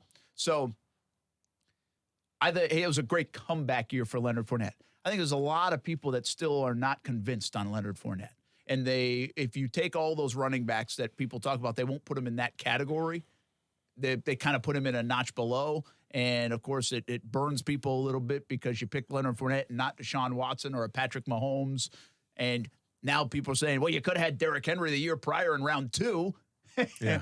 So all those things, I'm so tired of, playing back the drafts. But that's what happens when you're not very good, and especially when you've missed on quarterbacks. No, right? you do play that game, but you'll drive yourself crazy if you do that too much. Yeah, lots of hindsight this year. Lots of hindsight. Because it's 2020. From a defensive standpoint, I'm not laughing at that. From a defensive standpoint, how Thank you very how much. hard is it to tackle Derrick Henry? Yeah, pretty hard. I mean, the guy's big, obviously. He can lower his shoulder. And I think if you're not, I mean, defensive linemen, let's be honest, Brent, I used to be a defensive lineman. You're a little crazy to play defensive line, all right? You always have the craziest coaches, usually. You always have, like, the craziest pregame speeches, usually. So Calais Campbell's the outlier. He's kind of like the good old dude, right? Like, he can get intense, but for the most part, he's a good individual. Not saying I'm a bad individual. I'm just saying intensity, passion, it's on the defensive line. So you're not some bad intentions. Some bad intentions. So you're not afraid to tackle Derrick Henry if you're a defensive lineman. But now, we're talking corners. We're talking some safeties. You got Derrick Henry running down the hill. Business decisions get made, Brent. So I think a lot of people are afraid to tackle Derrick Henry. By the way, corners, safeties, I think Austin Lane just called you soft. Okay, they're afraid to tackle him. Would you be? I mean, I would be if I was 205 I wouldn't pounds. step on the damn field. Yeah, if I was 205 pounds and I got a full charge Derrick Henry coming at me, yeah, probably gonna make a couple business decisions. Well, and this is where I think it's hard, though. It's like, okay, carry number 8, I'll go after Derrick Henry. Fourth quarter, carry number 28. I'm not sure I want to do that again. Yeah. You know, and Derrick Henry, that's where he wins a lot. Well, Leonard Fournette hasn't been put in a position to do that very often. This year, especially in the second half, I mean, the max carries, I believe, in the second half of the year, and I'm totally guessing from remembering stats in our postgame show, was like 15. Yeah. Like that was the highest amount because the Jags were playing from behind the whole time. And so they couldn't give him the football, or they didn't give him the football like the Indianapolis game. So he never could get worked up like that. And he is that kind of back too, right? No, absolutely. I think the difference, though, if you want to compare Leonard Fournette to Derrick Henry, if you go by what they did in college, you would argue that Fournette was way better than Derrick Henry was, right? Absolutely. Like in terms of broken tackles, in terms of his ability to catch the balls out of the backfield. Dynamic, electric. Dynamic. I mean, Leonard Fournette has that in spades, right? And Derrick Henry was kind of this bruiser back. Well, now we fast forward to the NFL. And to me, what's the biggest difference? It's the offensive line, right? Like this past season, Tennessee had a pretty good offensive line already going into, to the offseason. But they added to it. They bring in Roger Saffold, okay? Paid him a lot of money. I think he's the second highest paid left guard right now behind Andrew Norwell, if I'm not mistaken. So, there you go. Hindsight's 2020. But here's the point though. If you take a look at what the Titans did, you said, you know what? We got this guy in Derrick Henry. Yes, he looks like he's going to be the guy going forward. He had 200-something yards against the Jacksonville Jaguars. He basically made their highlight film nonstop. Let's take care of Derrick Henry and let's build around Derrick Henry. We don't need another offensive guard, but you know what? Saffold's one of the best run blockers out there, so let's bring him in as well. And they did that. Now, was that exactly a dire need for the Tennessee Titans offensive line? Absolutely not. But they did it. Why? To take care of Derrick Henry.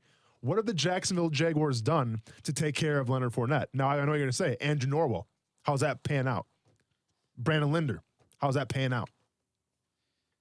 No, it hasn't been good. And really, I would say probably more so even on their outside. They put a rookie guy out there and a guy that hasn't panned out very well in Cam Robinson, whether it's because of injury or he's not playing that well. So, yeah, I get your point. And I'll keep in mind, that's one of the reasons they kept Marquise Lee. People don't like to hear this from me, and I understand he's a wide receiver by trade, but he's a good run-blocking wide receiver. Sure. And so part of their offense was to have that guy. Now, they don't have the tight ends, but to have a good blocking wide receiver, and I think Tennessee did that, especially under Mularkey. Mularkey was a huge believer in the wide receivers helping in the run game. For sure. I don't know if Vrabel and this offense kind of do the same thing, but I know Mularkey was a huge believer when he was here in Jacksonville, and then he took that to Tennessee too. So, but anyway, bottom line, what I want to get to here is Fournette. Could he have that kind of have we not seen the best of Fournette yet? I mean, this was a comeback season, kind of a crossroads his career looked to be at after last season and this offseason, and he changed it around. He answered the bell, and he had a great year. I think a great might be a bit dramatic, but he had a very good year. So, are we about to see in 2020 his best season? And I'd piggyback that. Would you pick up his fifth-year option? You have until May to decide that, which is a bit risky because he has an injury history. So that's really one of the questions that we're getting at. Would you pick up that option on it? And it's a contract where you've already taken away some of his guaranteed money in the past. Yeah, which is an interesting clarification, Sure. too. I've dug into this a little bit, and the view is they took him away, which you kind of did, but guarantees are paid up front. Right. It's not that he's not going to get it. It's just that he has to get it while he plays. So really the only way he doesn't get it is if he doesn't play. Yeah. Like if he does a Telvin Smith. Sure. He might not get the back end of some of that guaranteed money. Yeah. Just to clarify that, because I've been confused on that too. It's like, well, it's not like they just said, hey, we're yanking it away from you. It's just that it's called guaranteed money for a reason. Yeah. Now you have to kind of wait until those years play out to get it, and that's the situation they put him in. Yeah, I think the nice thing, too, was that last week notwithstanding is that he lasted all the way through that entire season. Obviously, had that game meant something, we might have seen him push the flu bug a little bit and get out there and play. But seeing him go 15 straight games and, be a major factor in that offense was very nice. Not even miss a practice. Yeah. Yeah. Until the last week of the season. So I think if you're talking about, do you keep Leonard Fournette? Do you, sign that 5th-year deal, or do you kind of put up the deuce and say, we'll see you later, thanks for your efforts? You have to ask yourself one question. What's your identity going forward here? Okay? And you have the same coaching staff that you've had now for the past couple of years. You've had Doug Marrone, who has been, a staple of saying, we're going to run the ball. We're going to be a very physical team. If you can still look yourself in the mirror, if you're Doug Marrone, and answer that question, who are you guys? Who do you guys want to be? Do you want to be physical? Okay, then go be physical. And if you want to do that, you keep Leonard Fournette. But now, you got to build around him. You got to take care of him because, to me, Brent, there's 2 running backs in the NFL. There's the game breakers and there's the bruisers, okay? Derrick Henry is a bruiser. Derrick Henry led the league in rushing this year, but he's a bruiser, okay? He's not going to make a lot of guys miss out of the backfield. Leonard Fournette, I think, is also more of a bruiser, okay? Now, he's got game-changing capabilities. He's got the speed to burn you, for the long run. But overall, he's another bruiser, okay? He's not like a Saquon Barkley where anytime Saquon Barkley gets the ball, it's like, I don't care if there's 10 guys trying to tackle him. He can make them all miss. No, Leonard Fournette can't do that. So if you can answer your question and say, you want to run the ball, that's your identity. You want to be physical, and you can take care of Leonard Fournette with offensive line, then you absolutely sign him. I guess that's what I'm asking you, though, is if you were in that building, would you advocate that? I think you have to. Because the other part is so uncertain. Do you want to be a pass-first team? You have Gardner Minshew, but how confident are you in Gardner Minshew going forward? How confident are you with your wide receivers going forward? Especially in a season coming up here where it's dire. Your jobs are on the line. You kind of have to go with what you rely on. You kind of have to go with what your identity is supposed to be. And in my opinion right now, if I break down that roster, I still think their identity is supposed to be able to run the ball and to stop the run. Yeah, and I think that's the reality of the situation with Fournette is a lot of people are down on Fournette at times throughout his career, and one of them being because he was a top 5 pick. Well, you can't do that anymore. I mean, you can, but I'm just saying get away from the number 4 overall pick and say what I would look at with Leonard Fournette is, okay, he's coming off a very good year. He's changed the path of his career, in my opinion, from a professionalism standpoint. And he's my best player on offense. Like, hands down right now, he's the best player on offense. Correct. Right? I'm not arguing you. No. So, Stuart, you got anything? No, I'm agreeing with that. So now where do you want to build? I get your point. Do you build with more weapons and maybe you don't want him to be the best, but a part of it? That's fine, all that stuff. But I believe, given the way this is, the only risk that you take on the 5th-year option is injury. And even that risk is a little bit less with the running back position because I think the money is about $9 million, $8.5–9 million is the number I've heard. So it's and he's getting paid $4 this next year. Yeah, so I would pick it up and be honest with you, if I'm really being a harsh business guy, I'm not even thinking about extending Leonard Fournette. Yeah. I'm thinking, can we get 2 more great years out of Leonard Fournette at his best? And then, hey, you know what? If he earns it and we want to pay him big time, which you can always rip up the 5th-year option and do that. Or if he goes somewhere else after that, so be it. But I would think if you got 5 years out of Leonard Fournette and they're more like this season, and I still don't think he gets enough credit for his rookie year, then I would say that pick was a pretty good pick. I know it didn't land you Deshaun Watson and Patrick Mahomes and all that, but I would say he did a nice job in the Jags uniform, and I just don't think people are willing to go there with him. Bottom line for me, I pick up the 5th-year option. I take the risk on the injury. And here's where I contradict myself, though, because I talked about you have to build around him, right? Well, how do you do that? You probably draft pretty high get an offensive lineman, either a tackle or a guard or whoever it's going to be. But the problem is, and I'm looking at this from Doug Marrone's perspective, I'm looking from the coordinator's perspective. If I'm Doug Marrone right now, if I'm John DeFilippo, I'm going the Al Davis approach, and I'm getting as much speed at the wide receiver position. I'm getting tight ends galore. Offensive line, it'll take care of itself. We'll figure it out. I'm going weapons, weapons, weapons. Because at the end of the day, if I'm going down, if the ship is going down, and I have 1 year to make this thing right, I'm going to try to get as much explosive firepower as possible. You've seen it with DK Metcalf. You've seen it with A.J. Brown. You've seen it with these dynamic receivers, Hollywood Brown in Baltimore.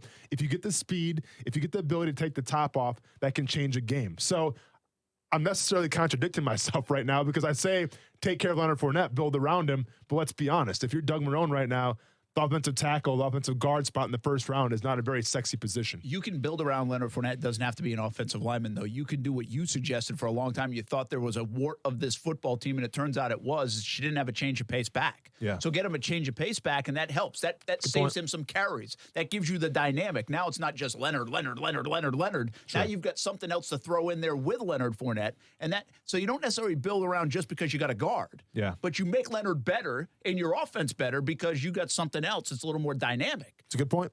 And maybe Raquel Armstead is that guy. He did some things late in the year. Not change of pace. Correct, He can but help. He as can a guy who spell can him. help, I think I like that. Yeah, he did a good job. I will say the number, it's going to be equal to whatever the running back transition tag is. Okay. Projected to be 10.1. Is it that high? Yeah. Okay, so it's According to closer to 10 million. overthecap.com. That'll get you thinking a little bit once it gets into double 10 million, digits.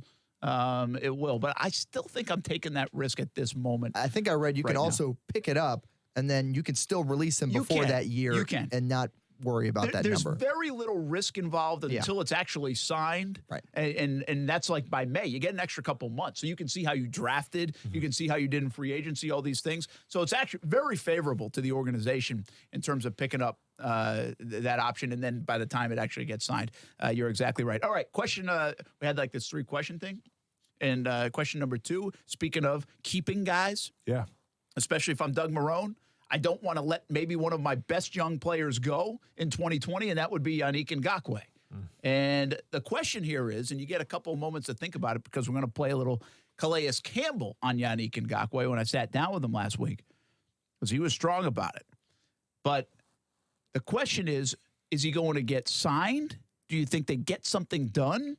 Or will this be a franchise tag for Yannick Ngakoue with the Jaguars organization in 2020? Before we get that, maybe Calais Campbell will shed some light on how difficult that might be to do.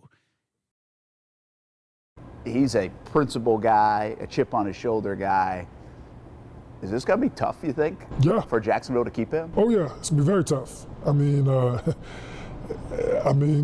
know, he is a very strong-minded person.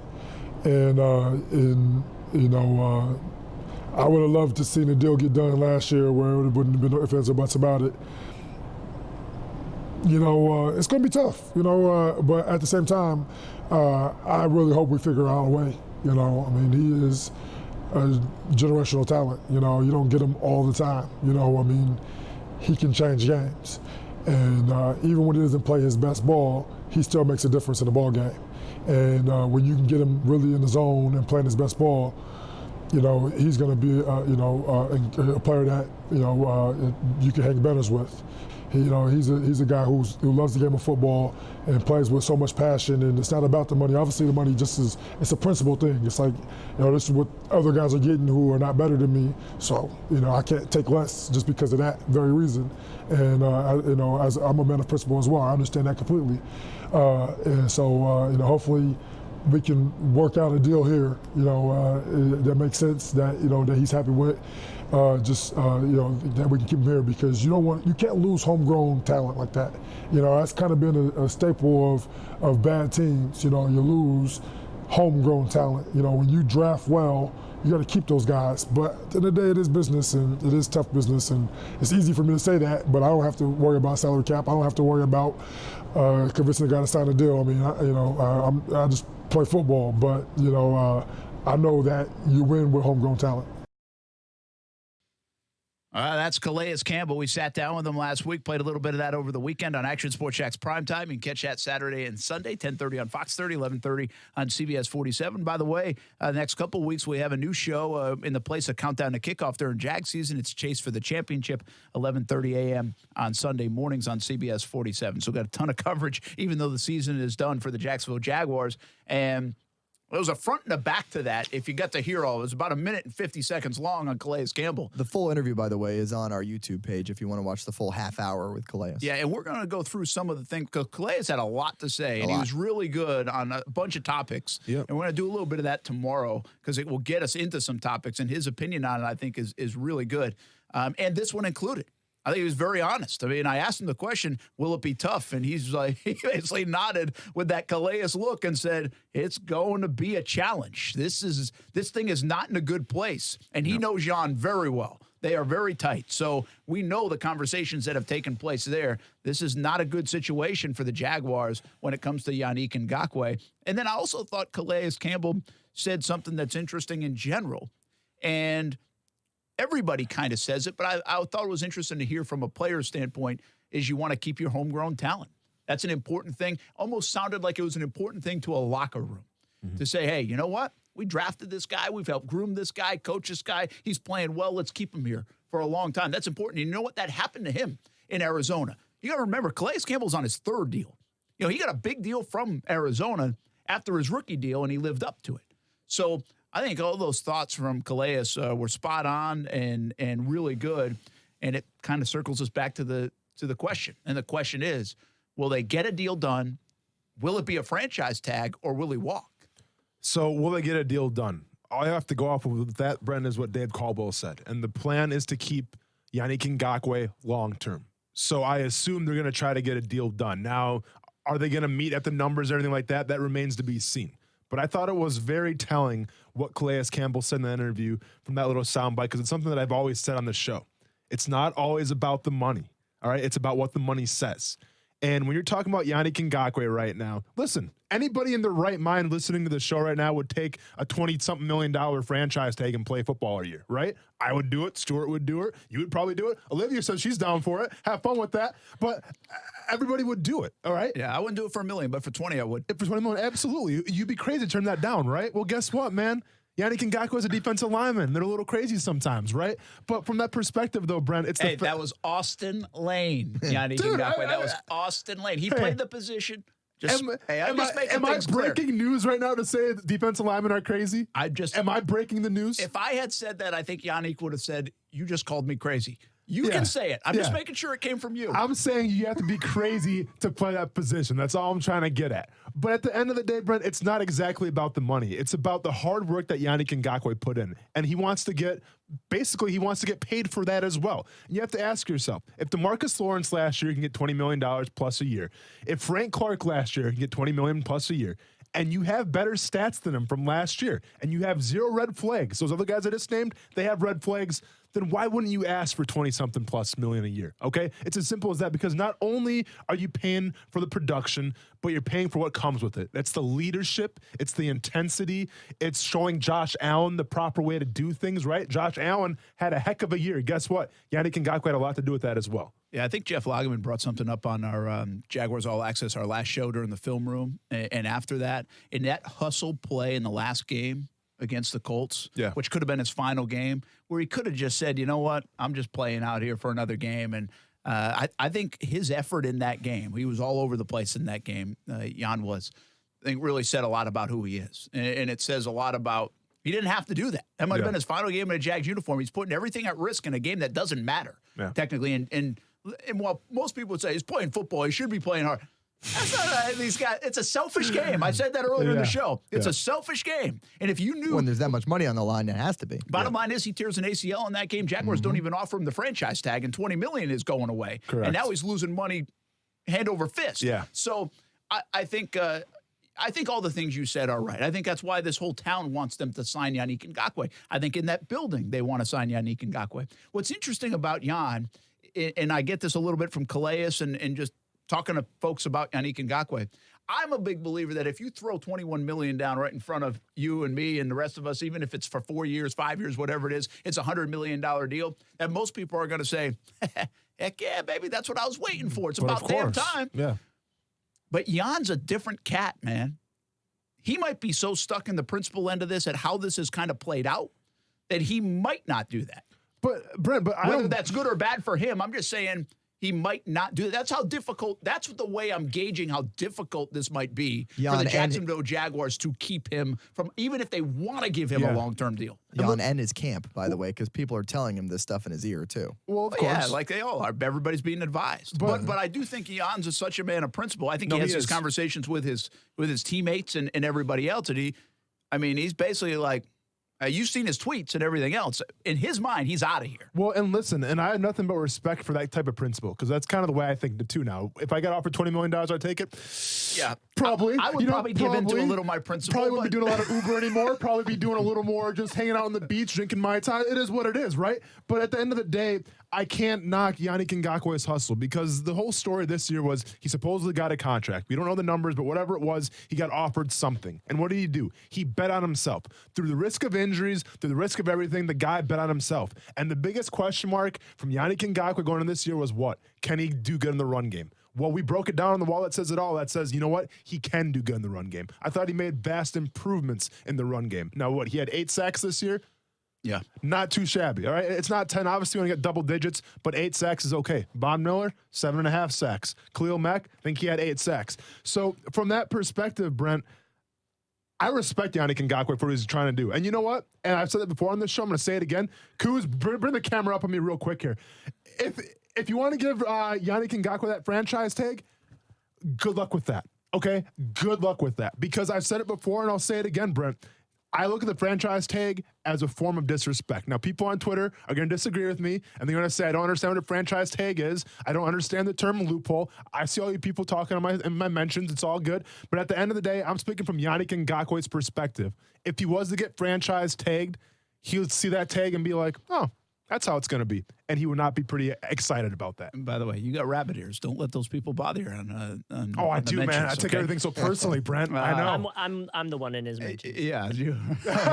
and you don't control the camera, by the way. It's there. It's not going anywhere. Well, you know, Kuz, you should. I'm working on it. All right, hurry up. But at the end of the day, the very least thing they do is at least franchise tag. I mean, they have to do that as an organization, right? Well, I mean, whether it's respect or whether he likes it or not. Yeah. I'm just saying at very least move they have to do. Keep him as long as possible. So yes, you obviously franchise tag him. Doug Marrone.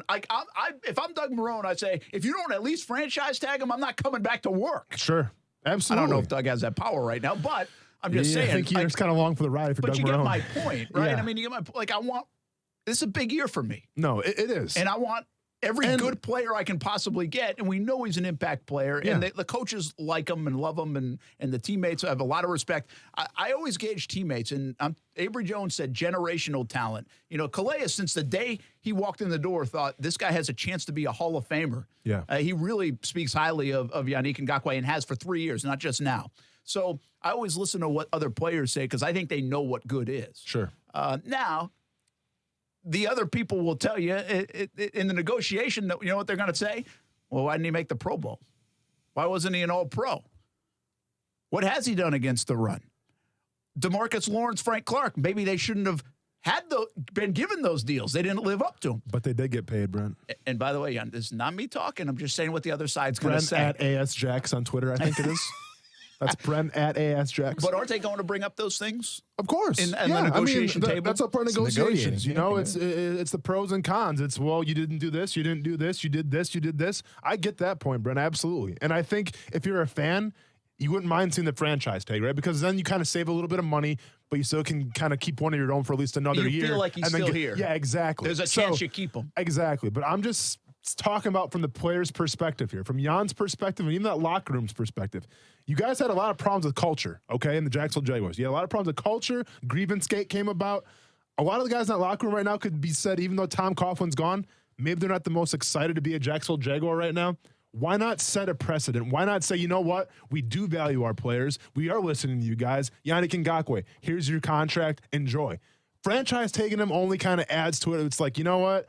Yeah, the culture maybe is getting better now with Tom Coughlin gone, but is it really elite yet? No. Here's a franchise tag. Enjoy that. Yeah, there's 3 things for me in that. They've got to be – the one thing the organization will say is you got to be careful to write blank checks to players. Correct. Because part of the culture, yes, you want to keep players and you want to say, we're going to pay you and I'm going to take care of you. Yeah. But we're also not going to give you blank checks and be held hostage by you, right? I mean, organizations have to be careful of that. Exactly. But they kind of set this table, too. No, they set the table. But to be fair, Yannick Ngakoue, he still wants to be. I mean, he still has to want to be here. True. Like, it's not just be like, all right, try $30 million. I still don't want to take it. You still have to play ball through Yannick Ngakoue. Yeah, and the biggest thing for me with Yannick Ngakoue is I can't get by 37.5 sacks, second all-time in franchise history, and he's not even 25 years old yet. Yeah. And the one other thing, I said 3. The one other part of this is they don't have, with Jalen gone, they don't have anybody else that's going to demand this kind of money in really the next couple of years internally. They don't have that. They paid Miles. Maybe shouldn't have, but they paid him. They don't have to pay Jalen. So this is really their big fish over the next couple of years that's going to warrant this kind of deal. Yeah. And that's the other reason I think you got to get it done. That's part of it. You're going to pay more than you want to pay in this situation. Bottom line. Yeah. And Jan will be the beneficiary of that if they can come to an agreement. All right, that was 2 of the questions. 1 question to go. It has to do with Minshew and Foles coming up next on ESPN 690.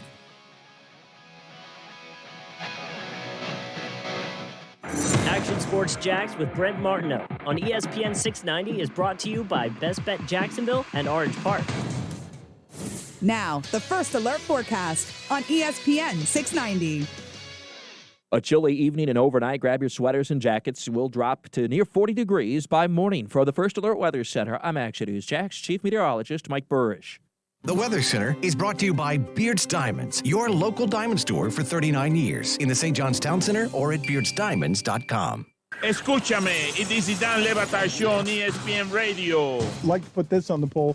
Better troll job to somebody's face yesterday, Ricky Gervais to Hollywood or Stephon Diggs doing the choppa in front of Sean Payton as Sean Payton, choppa with an A. That's right. It's the choppa. The Dan Levatar Show with the Stuttgarts on ESPN Radio and ESPN News.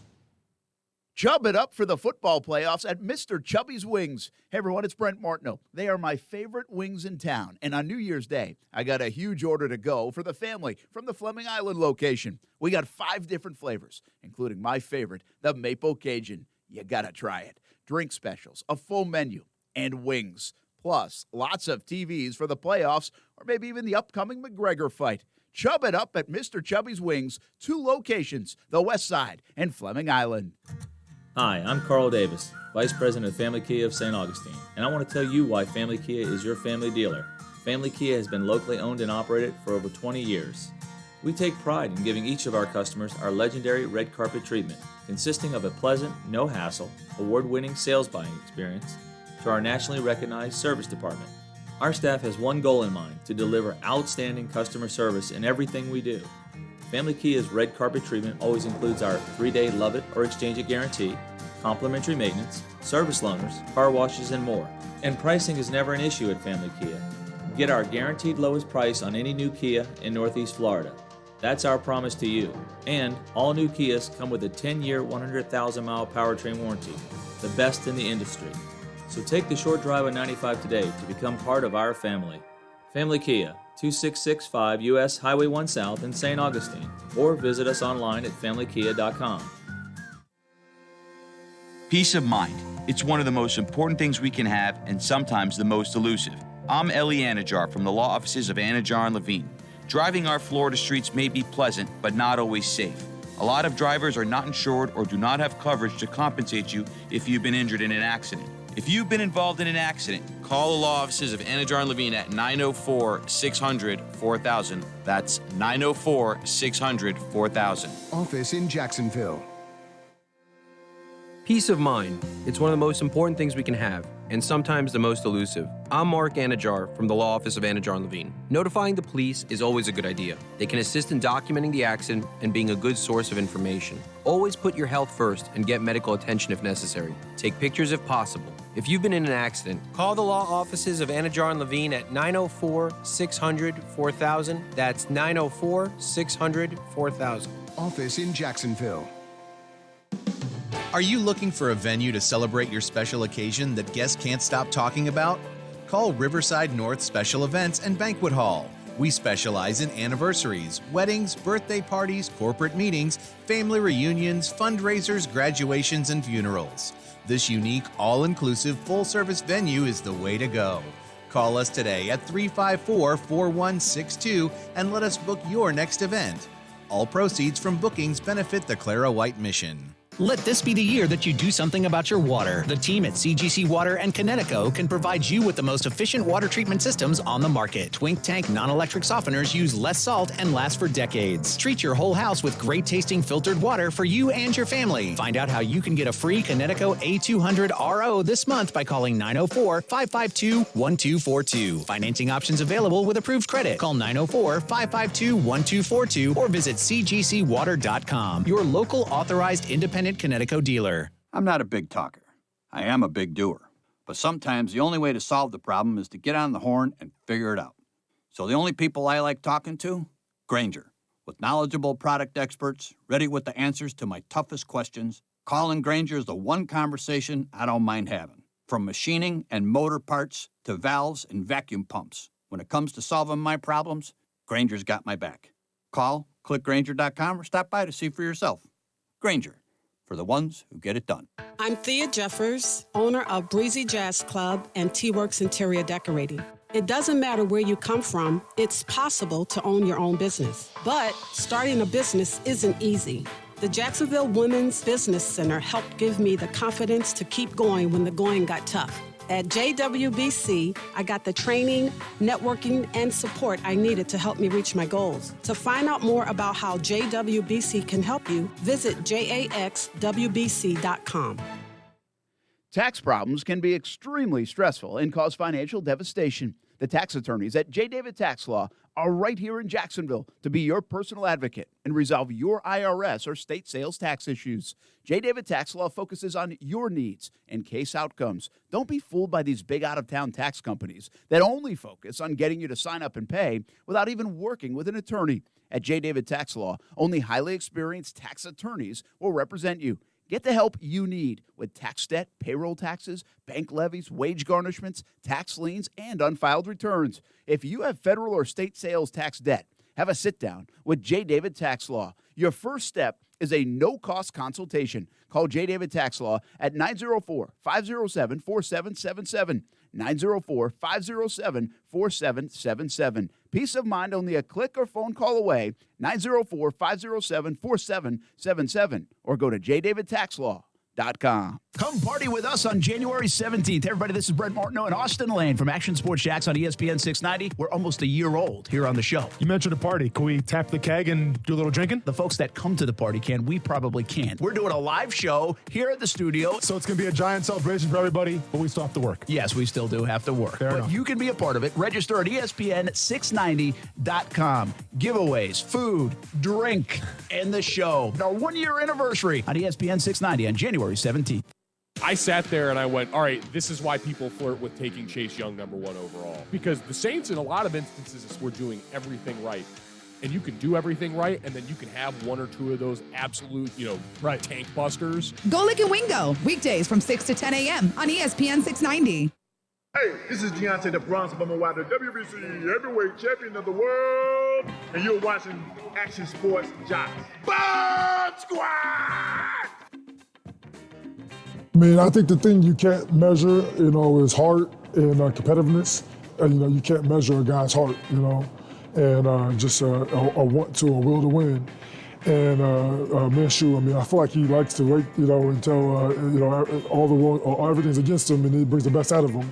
That's also youth. He's going to get better and learn how to tap into it and play, really well early. But there's something about him, and you can see in the fourth quarter with the game on the line. I mean, he has that juice that comes out of him.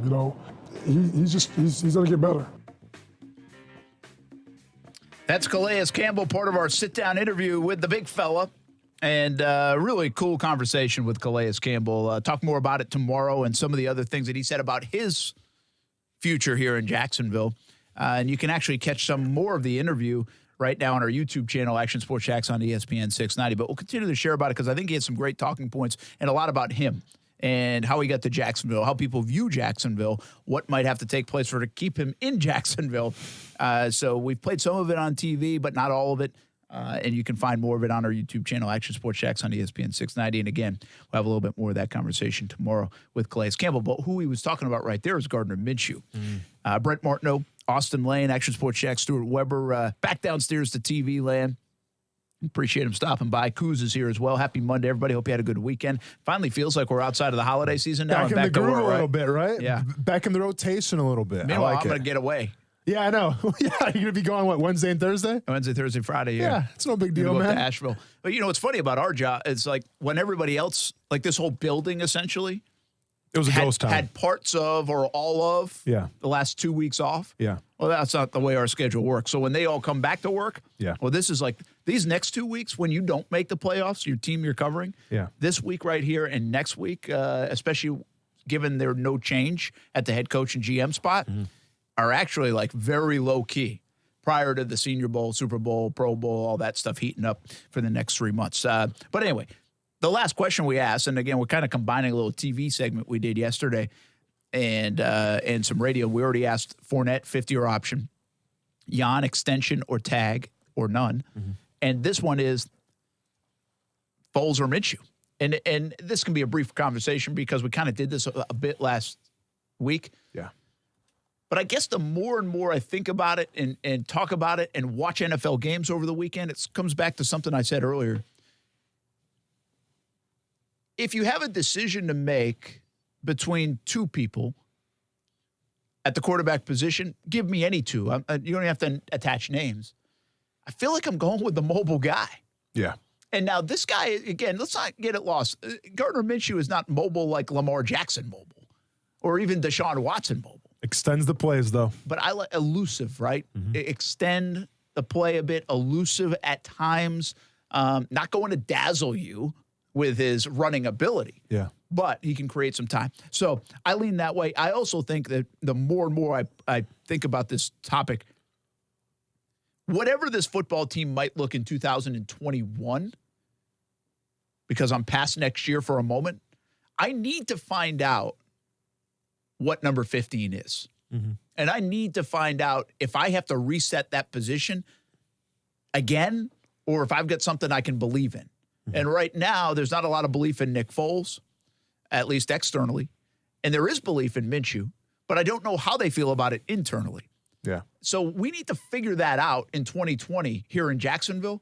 And so everything to me leans toward, and I still believe part of the reason they're back is they believe that. And I think the owner wanted to hear that. That's my belief. I think they want to ride with Minshew here in Jacksonville, and I think they will. Listen, in a perfect world, you could send Nick Foles back to Philly because Carson Wentz is like a walking Ouija board in terms of being cursed. It seems like before the playoffs or like the final game of the season. So that would be in a perfect world. Obviously, this is not a perfect world. I think you're kind of stuck with Nick Foles. No one's going to trade for him. So who do you go with, Nick Foles or Gardner Minshew? And once again, I don't look at it from the future. I mean, I guess I look at it from the future perspective, Brent, but I look at it from who's making the calls, from whose jobs are on the line. And once again, we go back to Doug Marrone and what we can consider right now, John DeFilippo, assuming that he maintains his job. And if those two guys are trying to, fight for their jobs here, I honestly think Gardner Minshew gives you the best chance of winning right now. To me, it would make zero sense. And I get it. Tua just announced that he's coming to the NFL. He's done with college, by the way. And I thought for sure that Alabama was going to keep him another year. But whatever the reason, Tua's leaving, going to the NFL draft, okay? And you see some mock drafts that have Tua tied to Jacksonville. If you're a coach that's fighting for your job, if you're a coordinator who's fighting for your job, it makes no sense to bring another first-year guy in and then try him out as a starting quarterback, right? Because if anything showed us this year, whether it's Dwayne Haskins, whether it's even Kyler Murray, and I'm not saying Tua is those guys. Tua could be much better. But I'm just saying if you're Daniel Jones, the first-year guys didn't have a lot of success. Gardner Minshew arguably had the most success out of anybody. So why wouldn't you roll with Gardner Minshew? More wins. Better. And that's the most important thing, right? And that's the most important thing. So if you're Doug Marrone, if you're John DeFilippo, and you're fighting for your jobs, in my mind, the most logical scenario is to let Gardner Minshew be the man. Because number one, he's coming off a rookie deal. He understands now a little bit what it means to be the NFL player. He understands the offense a little bit. He's a little more conditioned to the NFL environment.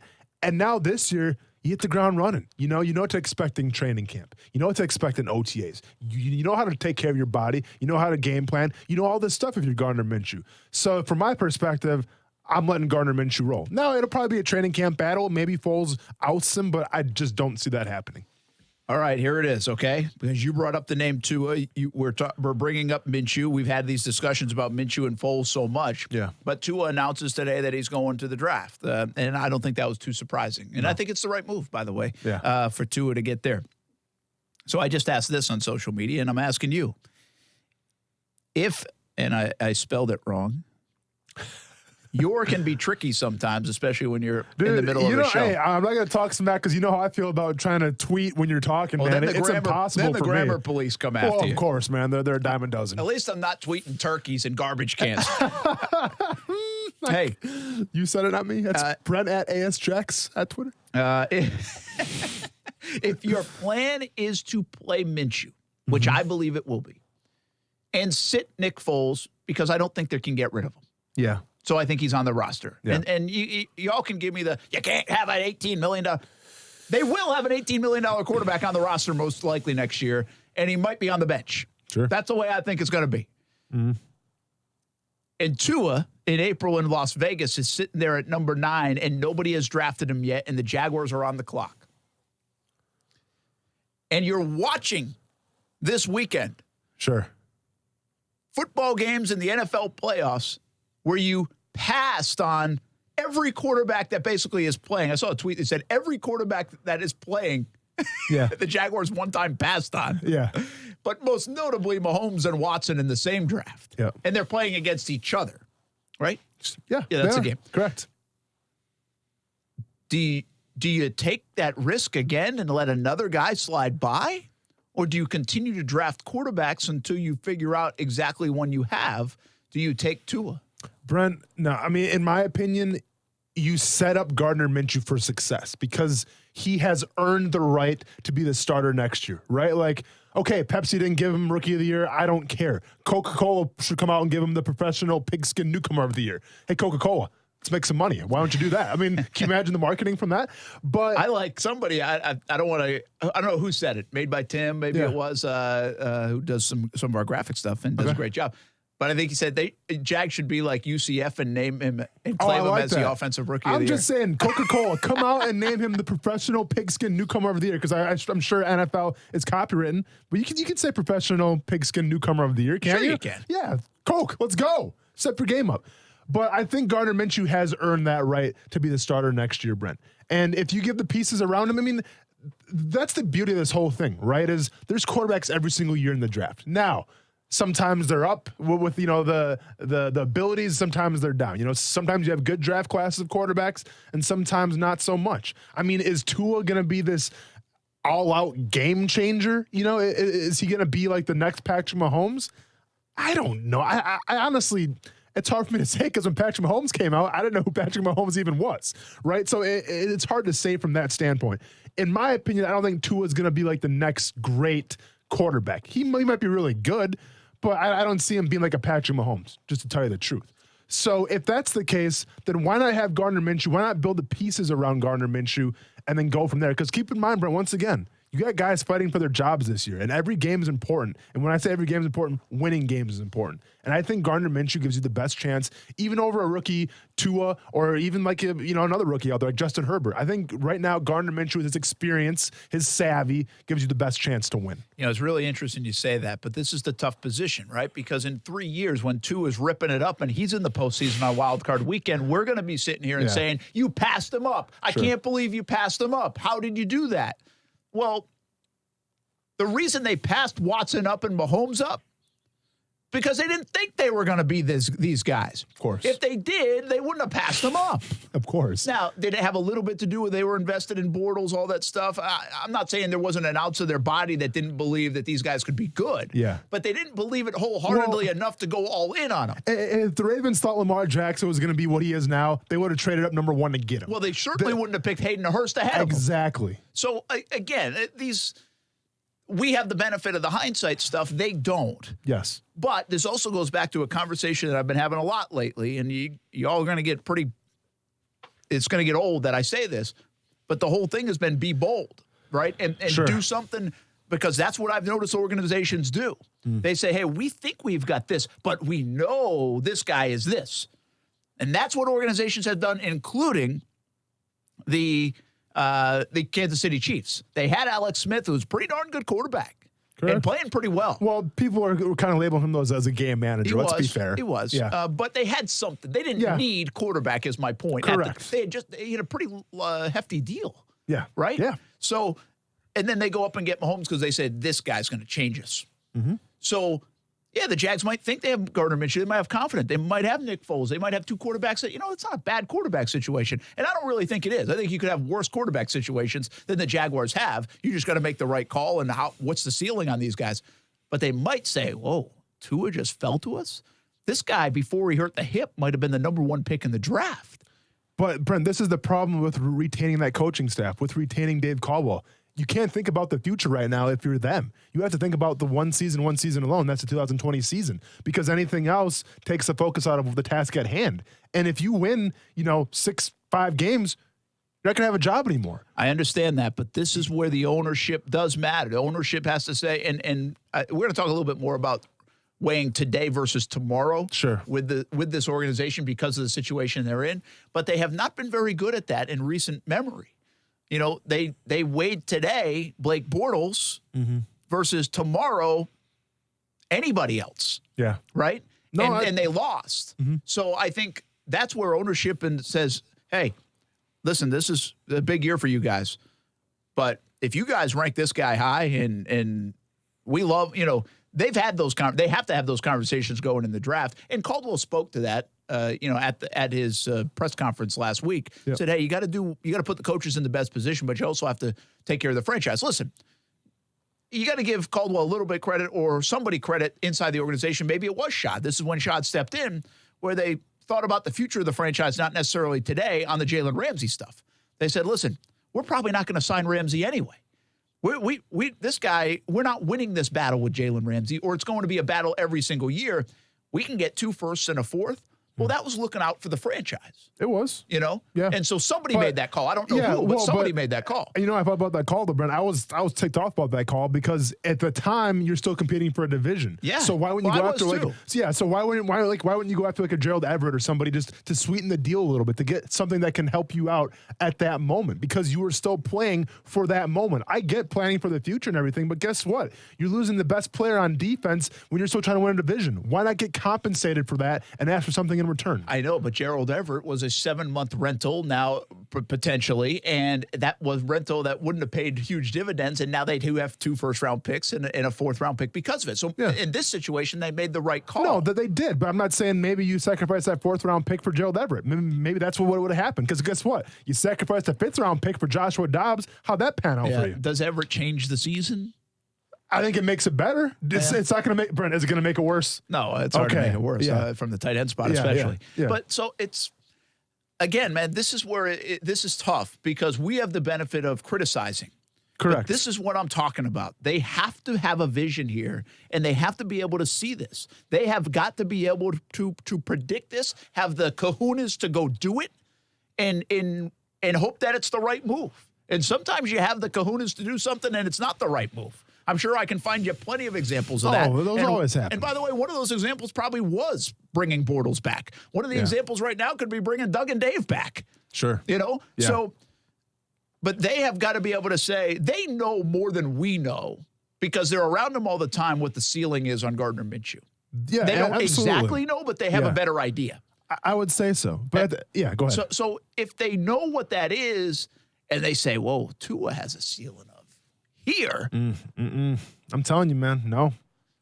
That's fine, but I'm telling you, that's why this team is perennially 6-10 or 5-11. And I see where you're coming from there, Brent. And I get it. You're planning for the future, and I'm all for that, man. I'm just trying to find a damn quarterback. You want to see the Jaguars be successful for the next decade. I get that point. But look at Doug Marrone's spot and look at Dave Caldwell's spot. If you do bring in Tua And if he's not the day one starter right off the get-go, then why would you bring him in? Because you have to win this season. There is no, well, we have excuses of injuries. We have excuses here. Yay, we got Tua next season going. It'll be all right. No, there's no excuses anymore. There should have been excuses this year, but for whatever reason, you got lucky and you retained your jobs. Congratulations. Now, what are you going to do to keep your jobs? The only way to do that is to get talent, in my opinion, around Gardner Minshew, because Tua is not going to make you better right away.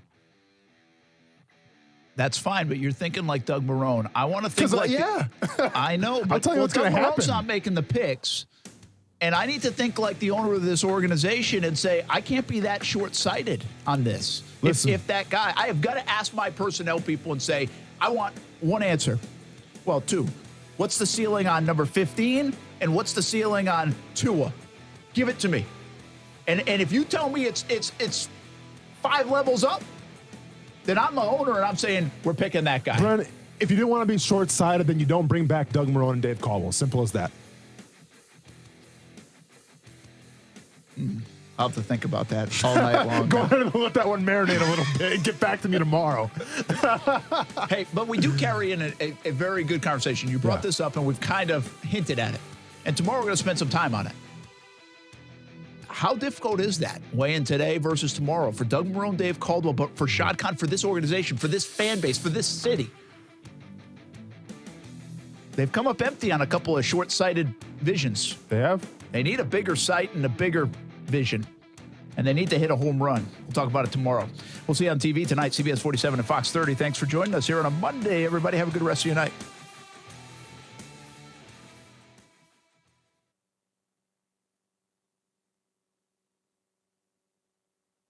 This is Action Sports Jacks on ESPN 690. My rookie year, we had these pills that we would swallow. It goes in your stomach, and then they can come by with like a scanner, and they can see what your body temperature is. Each pill that we took, and keep in mind, it's 90 guys in training camp. Each pill cost $100. So from that perspective, you're spending that much money per day.